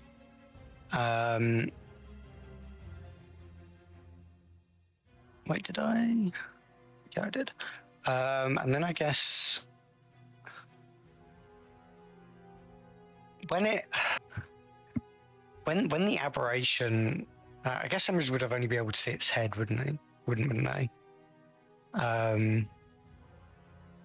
So Emrys doesn't really know if the automaton was like particularly damaged or anything.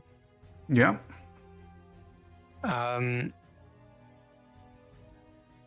Yeah, in that case, Emrys is going to... Hang on. No, I don't think that'll work, will it?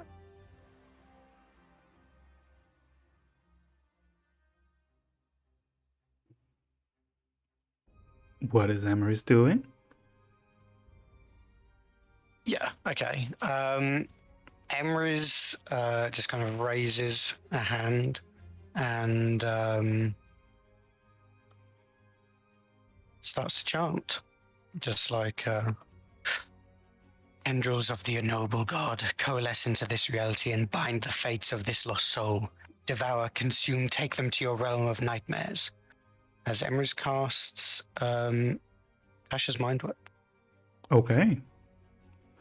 I'm in range of it, yeah. So intelligence save.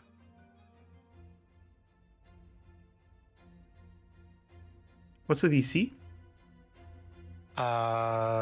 16. There's a pass. Well, it's still going to take half damage. Both All right. 5 psychic damage. Okay. Doesn't seem to. From what you can see of its head, it doesn't seem to be reacting much. Okay. Emrys will. Oh yeah, that's pretty much all Emrys can. You have the aberration now. Hang on. One more thing. Yeah.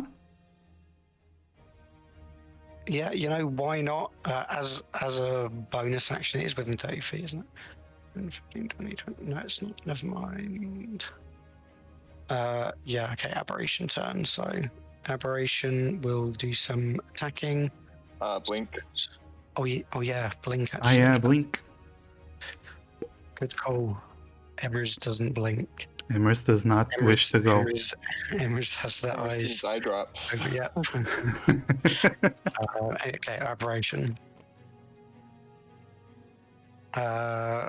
First attack is a 22. Before that, though, so that one hit, but I forgot. So at the start of each of the aberrations' turn, each creature within 5 feet must succeed a wisdom saving throw. Passes. Okay. So that thing hit, which means it is What was the damage again? It's 1d8, isn't it? Oh, 1d8 plus 7. 13 psychic damage. Well, it passes the saving throw, so it doesn't take any damage. Oh, no. I'm talking about the attack. Oh, the Yeah. attack. Okay. Because I did the hit for the attack and it hit. Okay. 'cause I rolled Okay. like Yes. So another psychic blast against the automaton. You can roll again because it's 2 attacks. Yep. Roll 1d20 plus 8. 16, does that hit? 16 does not hit. Okay. Seems to actually swat the star spawns to the side, and it actually fires randomly, and it doesn't hit the automaton. Kind of space next to the automaton kind of shimmers. Yeah. Yeah. That's the aberration's turn then. Edward, it's your turn. Yes. Let me just. Can I occupy this space next to the bat? Run full speed. Yeah, pretty much. Can I be here over here? That would be 45 feet movement. No, I can dash, but. Oh, in terms of if spaces- you can dash, you can totally be there. Yes. Yeah, so I will dash. Damn it. Goddamn opera. I'll dash over here, and as Okay. a bonus action, Edward will cast.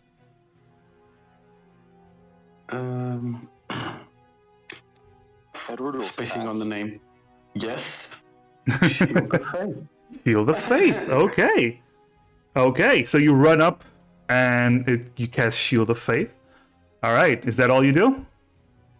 Yeah, for now. Okay, so you see Edward running, stops next to the bed, and this golden energy forms around him like a disc that starts to fade, but still remaining there, shimmering.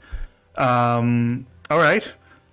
It's the automaton's turn, and you all start seeing as the head begins to turn 360 degrees, and it stops each time on each of you. First on the aberration, then Edward, then Demir, Kyoho, then Edward, then Emeris, Callahan, Kyoho, and then Demir.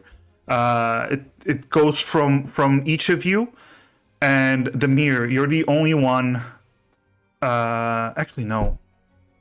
Yeah, it's speaking Goblin. So, it says something in Goblin, and then you Edward, since you're the only one right in front of it, you see all the 4 legs. You see it start to lower itself until the waist almost touches the floor, and then it suddenly leaps. You get an attack opportunity. So does the aberration. Nice.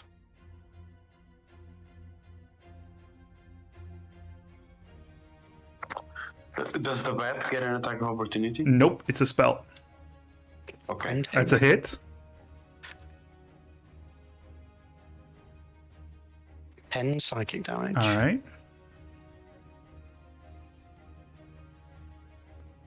That is a hit that a from hit? Edward. Yes. Yeah. Might at second level. Okay. Brgoosh.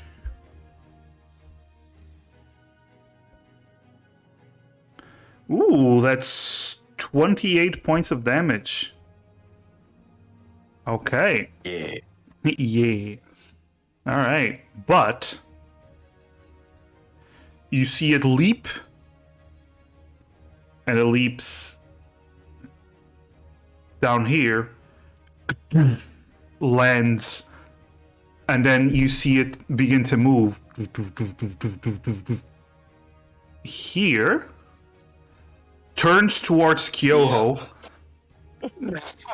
begins to charge up a lightning around its body, Stop it! and suddenly a bolt of lightning hits Kyoho, Callahan, and Can I Emeris. try something? I don't know if this will work, but Demir's gonna try and cast Counterspell. Okay. Demir turns. He casts Counterspell. And the lightning bolt still fires. Okay, that's what I figured. All right. Thanks, Amal. I appreciate it. Yeah, you did try. You and I tried. really You tried. appreciate It was a noble effort. It's knowledge. It's we now know it is not a magical Yes. lightning bolt. So, Kyoho, Callahan, and Emerus, dexterity saving throw, please. Okay. Wait, what am I typing?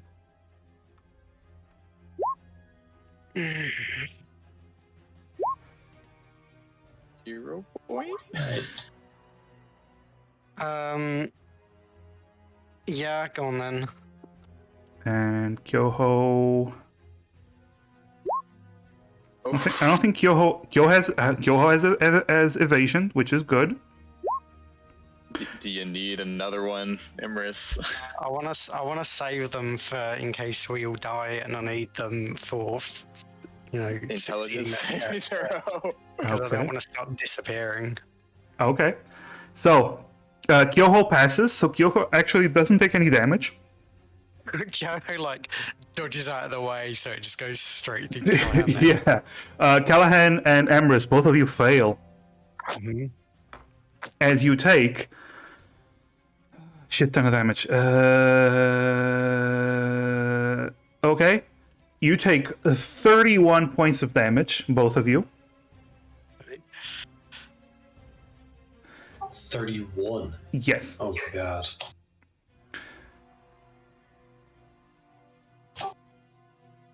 And you also see something. The lightning that is coursing around its body after firing that bolt begins to almost set some of the plates that was destroyed by Edward back into place.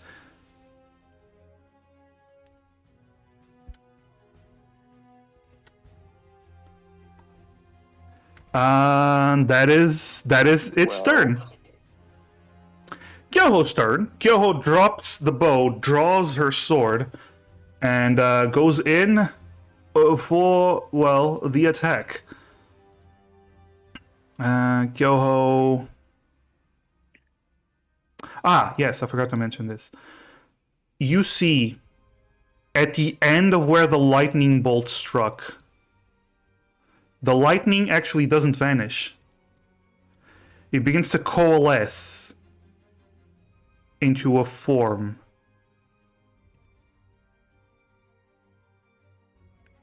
As if it's gathered, almost like a snake moving around. You see that, Emrys, behind you. Anyway. Let's see. Kyoho's turn. Yes. I don't know if you do. You see the token of the thing? Yeah, I see him. Okay. So Kyoho. Oh, there it is. Yeah, Sorry, it's my turn order was covering it. Yeah. yeah, it's way on the other side. Okay, Emrys is going to. Sorry, Kyoho is going to attack with her sword.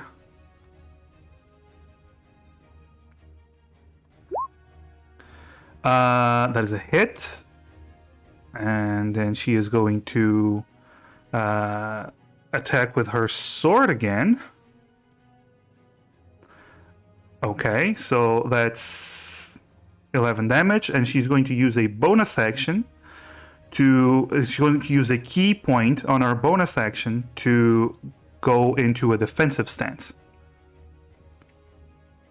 So the creature takes 11 damage. Okay.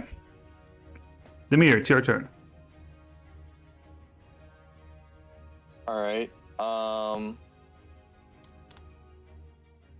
This is as good of a time as any to see if this will work. It's just high amount of damage. So I'm gonna blast a pulse wave at it. I want to position myself basically to Not hit Kyoho? Yeah. Yeah, not hit Kyoho and blast it away and Okay. down and away. Constitution saving throw, correct? Yeah, which is probably gonna pass.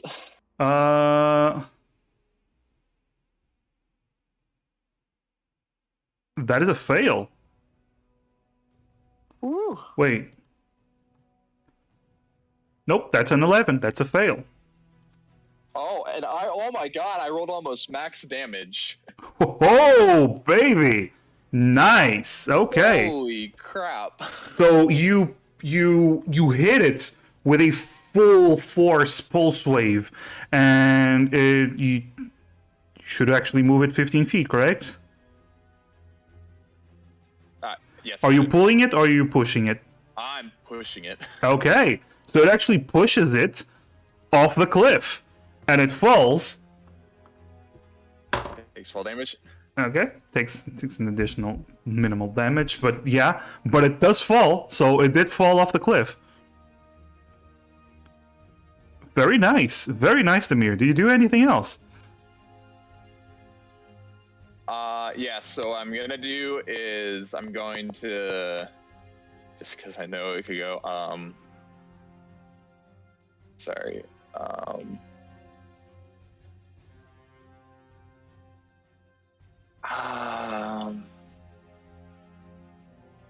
don't know if I want to be there or not, but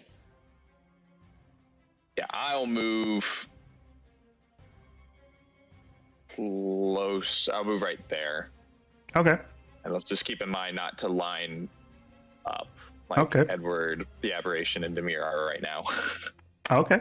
So, you all see as the Mir runs up to the creature, and he does the same move he's done a few times so far, but this is the first time the full force just hits a creature, and this large automaton just gets blasted off the cliff. Callahan, it's your turn. Right on. Well, the bat. Does the bat doesn't? Sorry, I need to just double. It's not concentration. It's not concentration. No, but I don't need to use my bonus action to move it, do I? You need yes. You do. You move it as part of your. You can move it with the bonus action and attack as part of the same bonus action. Gotcha. Bit of a bummer. Not to worry. We are A-OK with this. So he just got knocked off. The automaton, is it like knocked over now, or? It is currently on its side because it fell 15 feet. And let's see.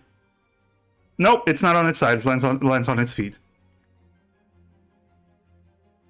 That was very graceful, full damaged. Yep. Let's just double check this then.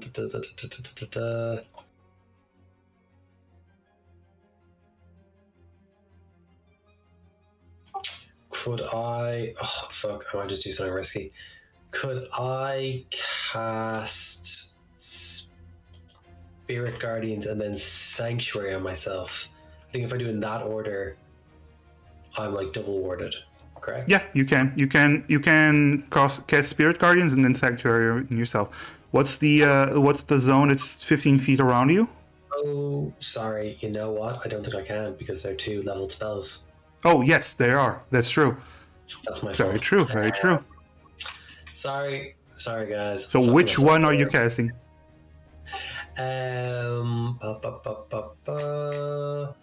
I think I might cast. Is it? I don't think it's worthwhile for me to get close to him. Is the only thing. If I move back, actually, no, fuck it. I'll aim at him from here. Could I shoot out an empowered? Why am I blanking on the word? Guiding bolt. At what? Let's go with a spicy old 2nd level. Yeah, but you're targeting what? Oh, the robot. I don't know what the fuck that little lightning ball is. I'm not even going to touch that. But you can't see the robot from that position. Can I not? Because he's like down the cliff? He's down the cliff. Exactly. You need to be around here. You can fire it off at him. You can move down, fire it off, and then move away. You can. Oh, yeah. Well, what position do you want me to be in to fire? You need to be around here to be able to see it. There we go.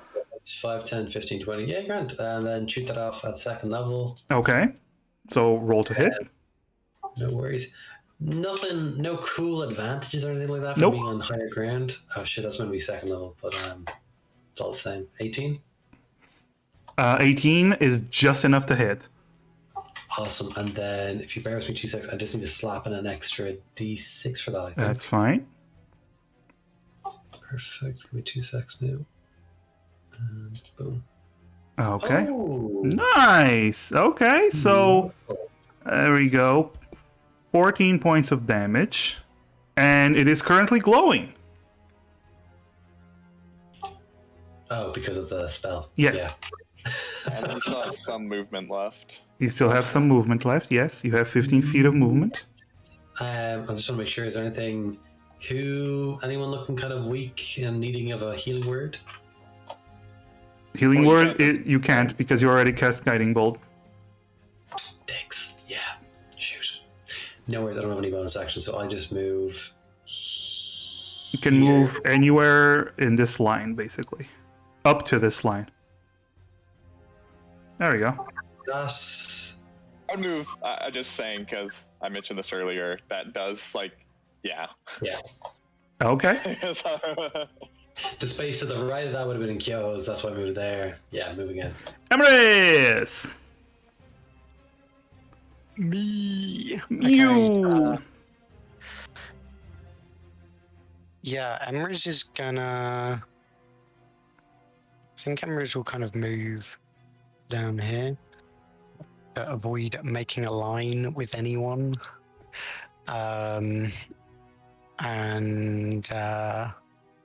Yeah, the robot's down there. Emrys can see the robot from here, right? It's Kinda, yeah.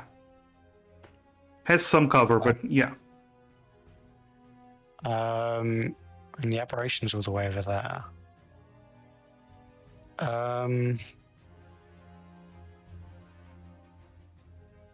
The apparition were to move 5, 10, 15, 20, 25, 30.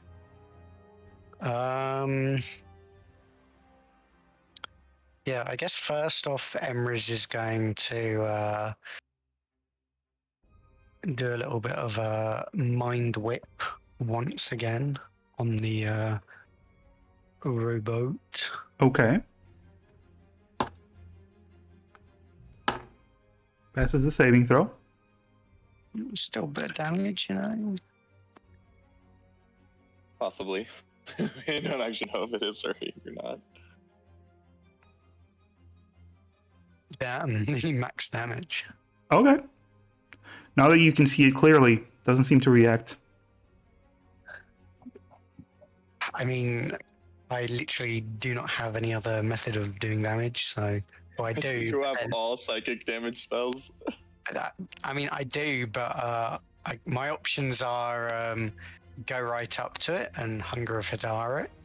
I could also, do a bit of, go right up to it and Arms of Hadara. I mean, I could also Hunger of Hadara. I mean that no one can see it. Or I could do something else, which I haven't done yet, but it wouldn't really work. So, yeah. Well, anyway, I've already done it now. Okay. And I could have still taken away its actions using that. In the meantime, the aberration is gonna just kind of tentacly pull itself down the stairs. It's kind of falling apart a bit, kind of leaking black ichor everywhere. Okay. I can't control it, so you'll need to. Where? How much movement? I guess it's just it's gonna dash, so 60 feet, just moving towards the automaton, I suppose. Can get here.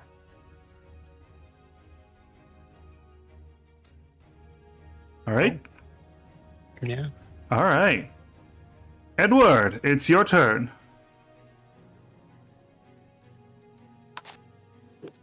Well,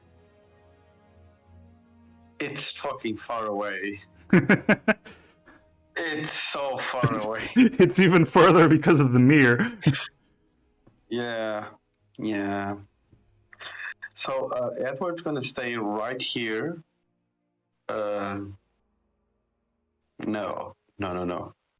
It's going over here.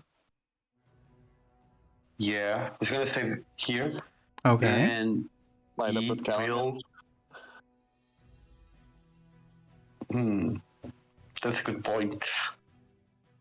I'm thinking aura. That's what I was thinking. Y'all realize that whenever there's two people, there's always a position where you're lined up, right? True. Yeah, but two is less Oh, than that's I gotta put. Yeah. Put the Eh. guy in range. He's going to use lay on hands to give 20 HP to Callahan. Okay, Oh, yo, bro. Thank you. there we go. Amen. All right. You Oh, gotta- I forgot something from my turn. Hang on. Emerald doesn't blink. Emrys doesn't blink. That's good to know. Automaton's turn. It gets on its feet, and it suddenly leaps over to the top of this hill. And then it moves. Boom. Boom. Okay. And... let's see. I'm gonna say... Actually, no. So it was here, right? Right. Move. Yeah. Landed here. Move here. Yeah, after the mirror. There we go. Gyoho gets an attack opportunity.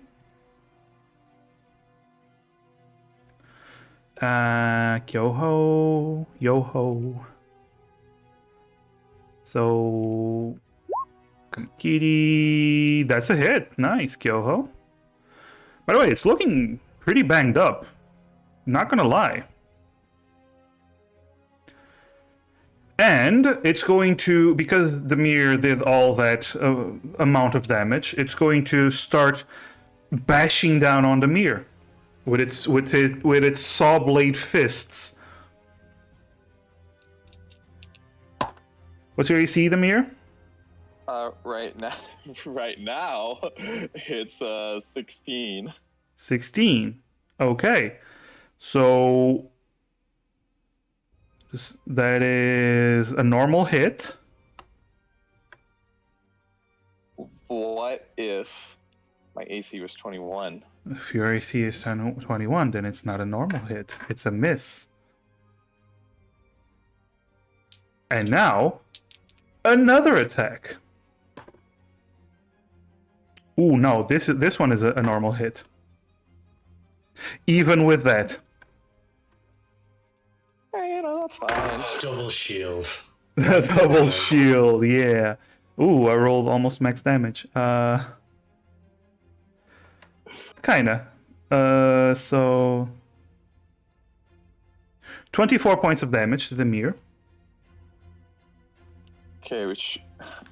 Alright, so there goes my 3 temp hit points. That's... You said 23? 24. 24. So that is exactly... Oh. I won't take any damage. So immediately crashes down on the ward. Very nice. And then you see a red light flicker on top of its head. And Yep. let's see. Ooh, okay. So this one...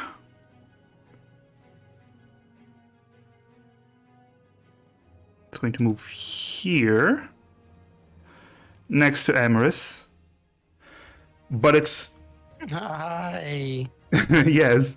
Actually, can it? Yeah, it can fly. So it's so it actually moves here. There we go. That's an angle. There we go. Okay. So it's going to fire a lightning bolt. This thing suddenly charges up next to Emrys, and it moves right over here. I want Emrys and Edward to roll me a dexterity saving throw.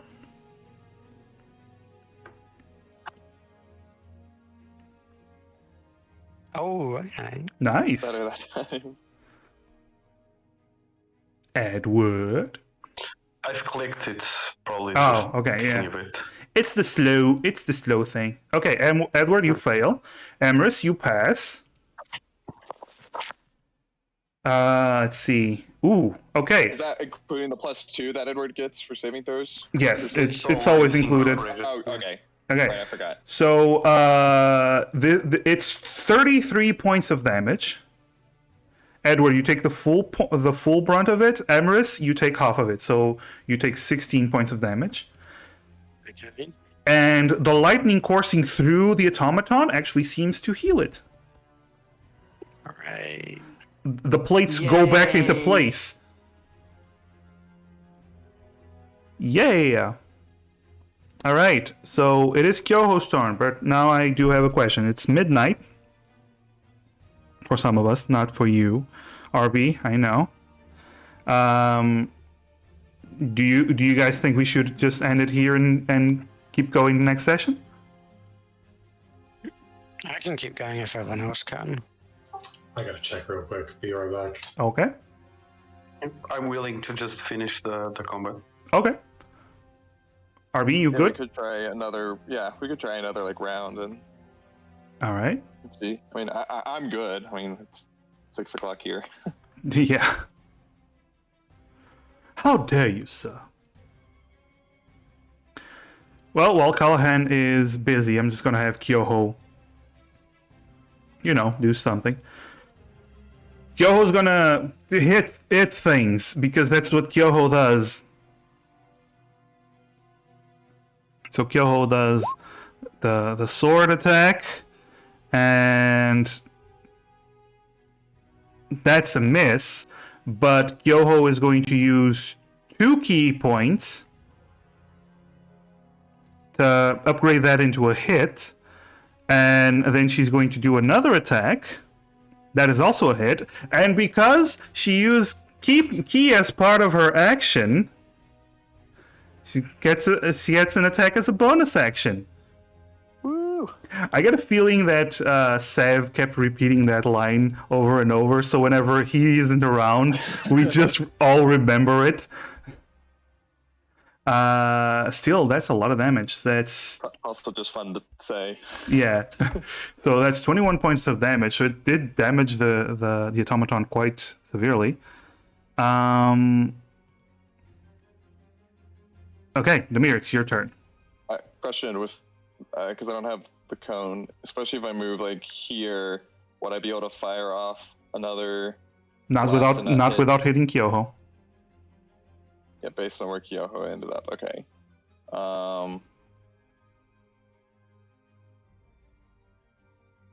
I'm just thinking. What if I moved like right there, if that was possible, staying within? You- and fired it up, You Still can, yes. and then would I still be able to fire it off and like not hit anyone, or would it? You wouldn't hit Kyoho. You wouldn't hit the lightning thing though. Just affects the automaton. Okay. You do it?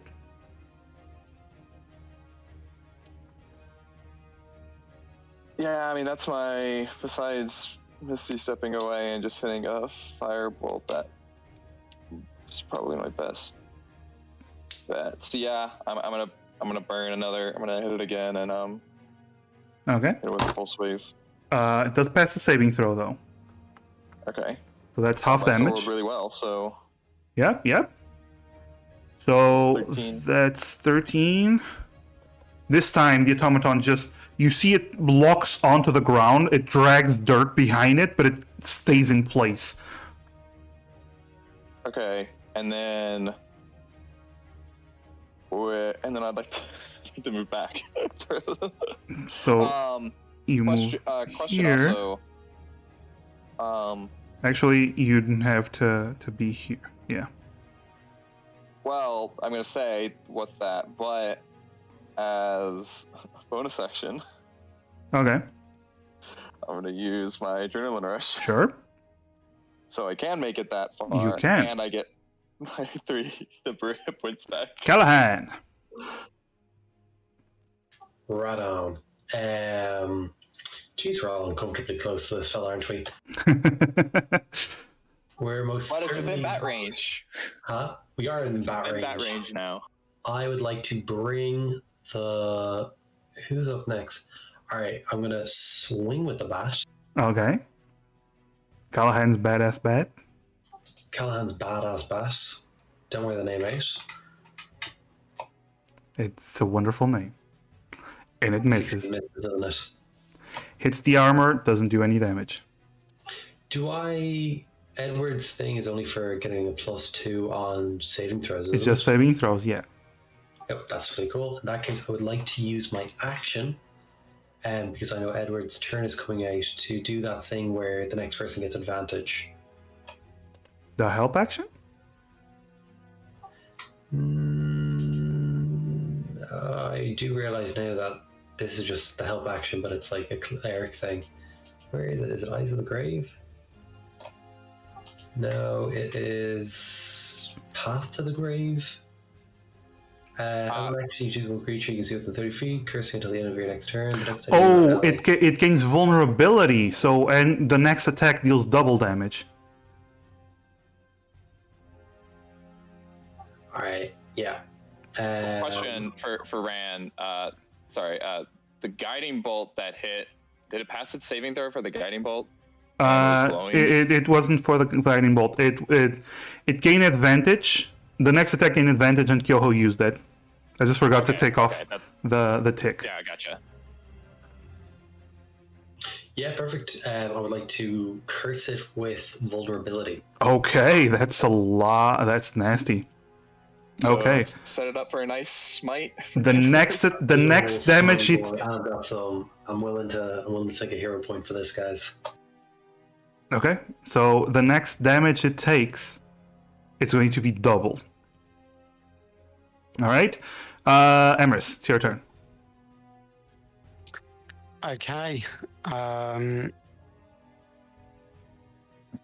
Emrys is going to. It's within range actually of Emrys' secret move. Emrys kind of clenches their fist, and the mage hand attempts to push the automaton. It has to make a strength saving throw. I rolled a 19 and an 18. Yeah, I think it saves. Yeah. Emrys just kind of feel my power, and there's just this hand. Emrys actually slides slightly back. Yeah, and then so the next damage it takes. Mm-hmm. You could hold your action for a spell if you want to wait till after Edward smites it.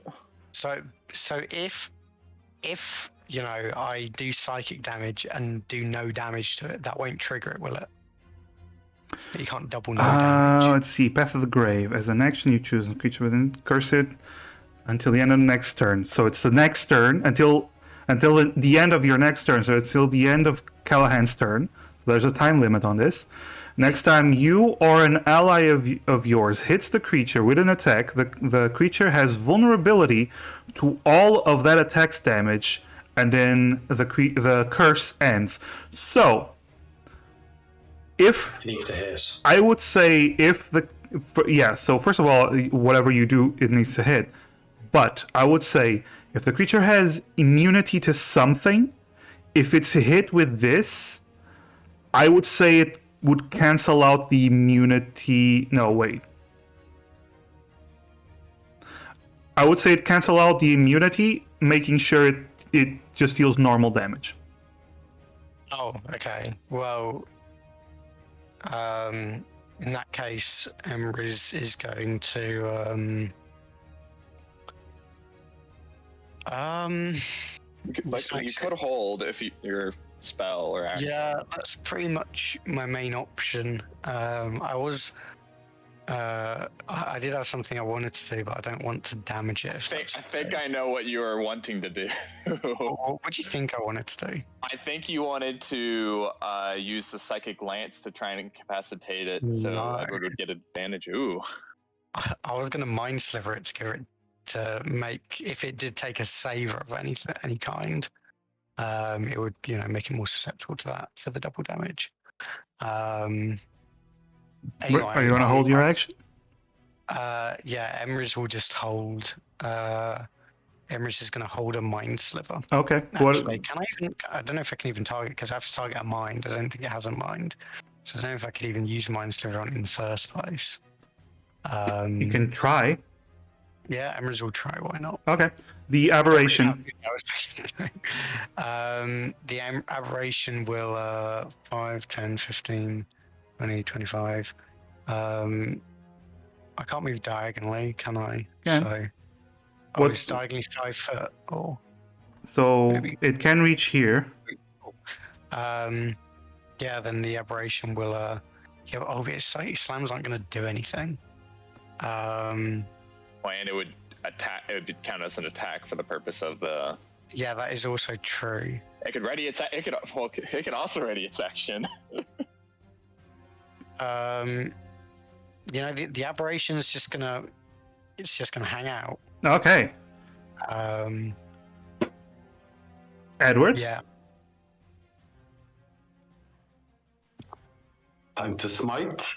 Hear the excitement in its voice. All right. The page is loading. Okay. There we go. First attack. That is a miss, That's a buddy. fail. Second attack. I'm gonna use my hero point. Use the hero point. Oh my fucking I'd like to wait. hurt this. Wow. Wow. All I needed was a 10. Oh, Edward, you get another hero point. Oh, thank you so much. Think RB. Oh, That is a hit. yay. There we go. Yes. There we go. RB, this one's for you. Second level smite. So that's 11. So that's 22. Doubled into 44 damage.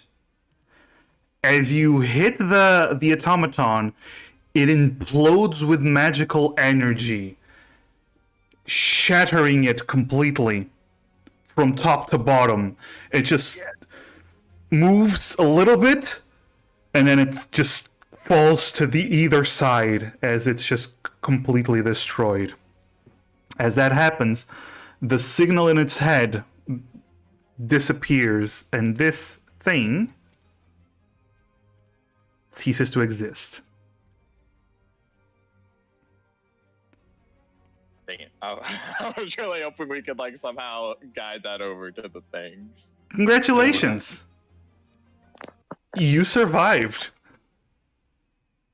Okay, the way you say that makes it seem like we shouldn't have. Anyway, yeah,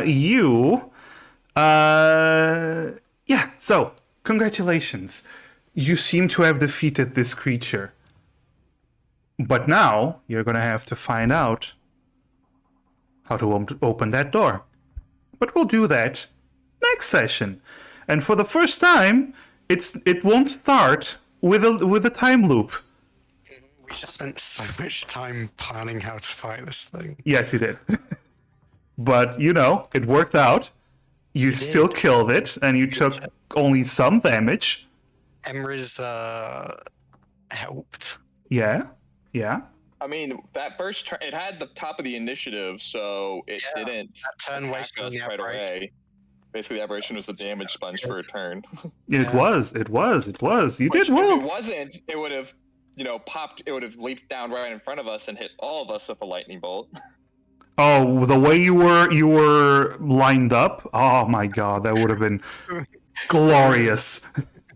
We would have just been Yeah. All right. So let me just rate someone, and it was a good session, though. You plus that Edward's final smite. Not a final flash. It's a final smite. I was 100%. If that missed, I already had it queued up to send you another hero point. Actually, I can do it. you were gonna hit that smite if it was the last thing I did. Yeah. No. Here. Smite was I will say this: that combination between Callahan and and Edward's second level smite is probably the And strongest RB's combo. And RB's chat points as well. Let's not forget he did contribute. Look, let's just wait until we level up, and then we can do that same thing, except third level smite. Oh shit! The funny thing is, like, Edward didn't really roll very well with this damage. If he'd rolled better, like, it could have been even bigger. Yeah. He This rolled a is true. One of the dice on his, like, the basic attack was a 1. One of the dice on the smite was a 1. Yeah, no, That is still worse. but it's still doubled. It was still 44. A smite dealing 44 points of damage is still quite scary. Good job. It's a Wait, wasn't it 11 plus 12? Wouldn't it have been 46? or 46. It had at that time it had 30 HP. So It imploded it. That's all that matters. imagine. Okay, imagine. I just want to say this. Imagine Callahan puts Path of the Grave, and then Edward crits with a smite. Yes. Yes. Yes. And Yes. I have Branding's smite prepared. Oh. Okay. Damn. Like it just becomes Deadly. wow. Yeah. Yeah. Just paladin orgasm. Yeah. All right. Branding smite and using a spell slot for smite and hero points to go crit fishing. Okay. You did use a lot of spell slots, but yeah. So we're gonna be rating Ginger. Well, we've rated her before, and yeah. So thank you for the session. Love you guys, and bye. Bye. Bye.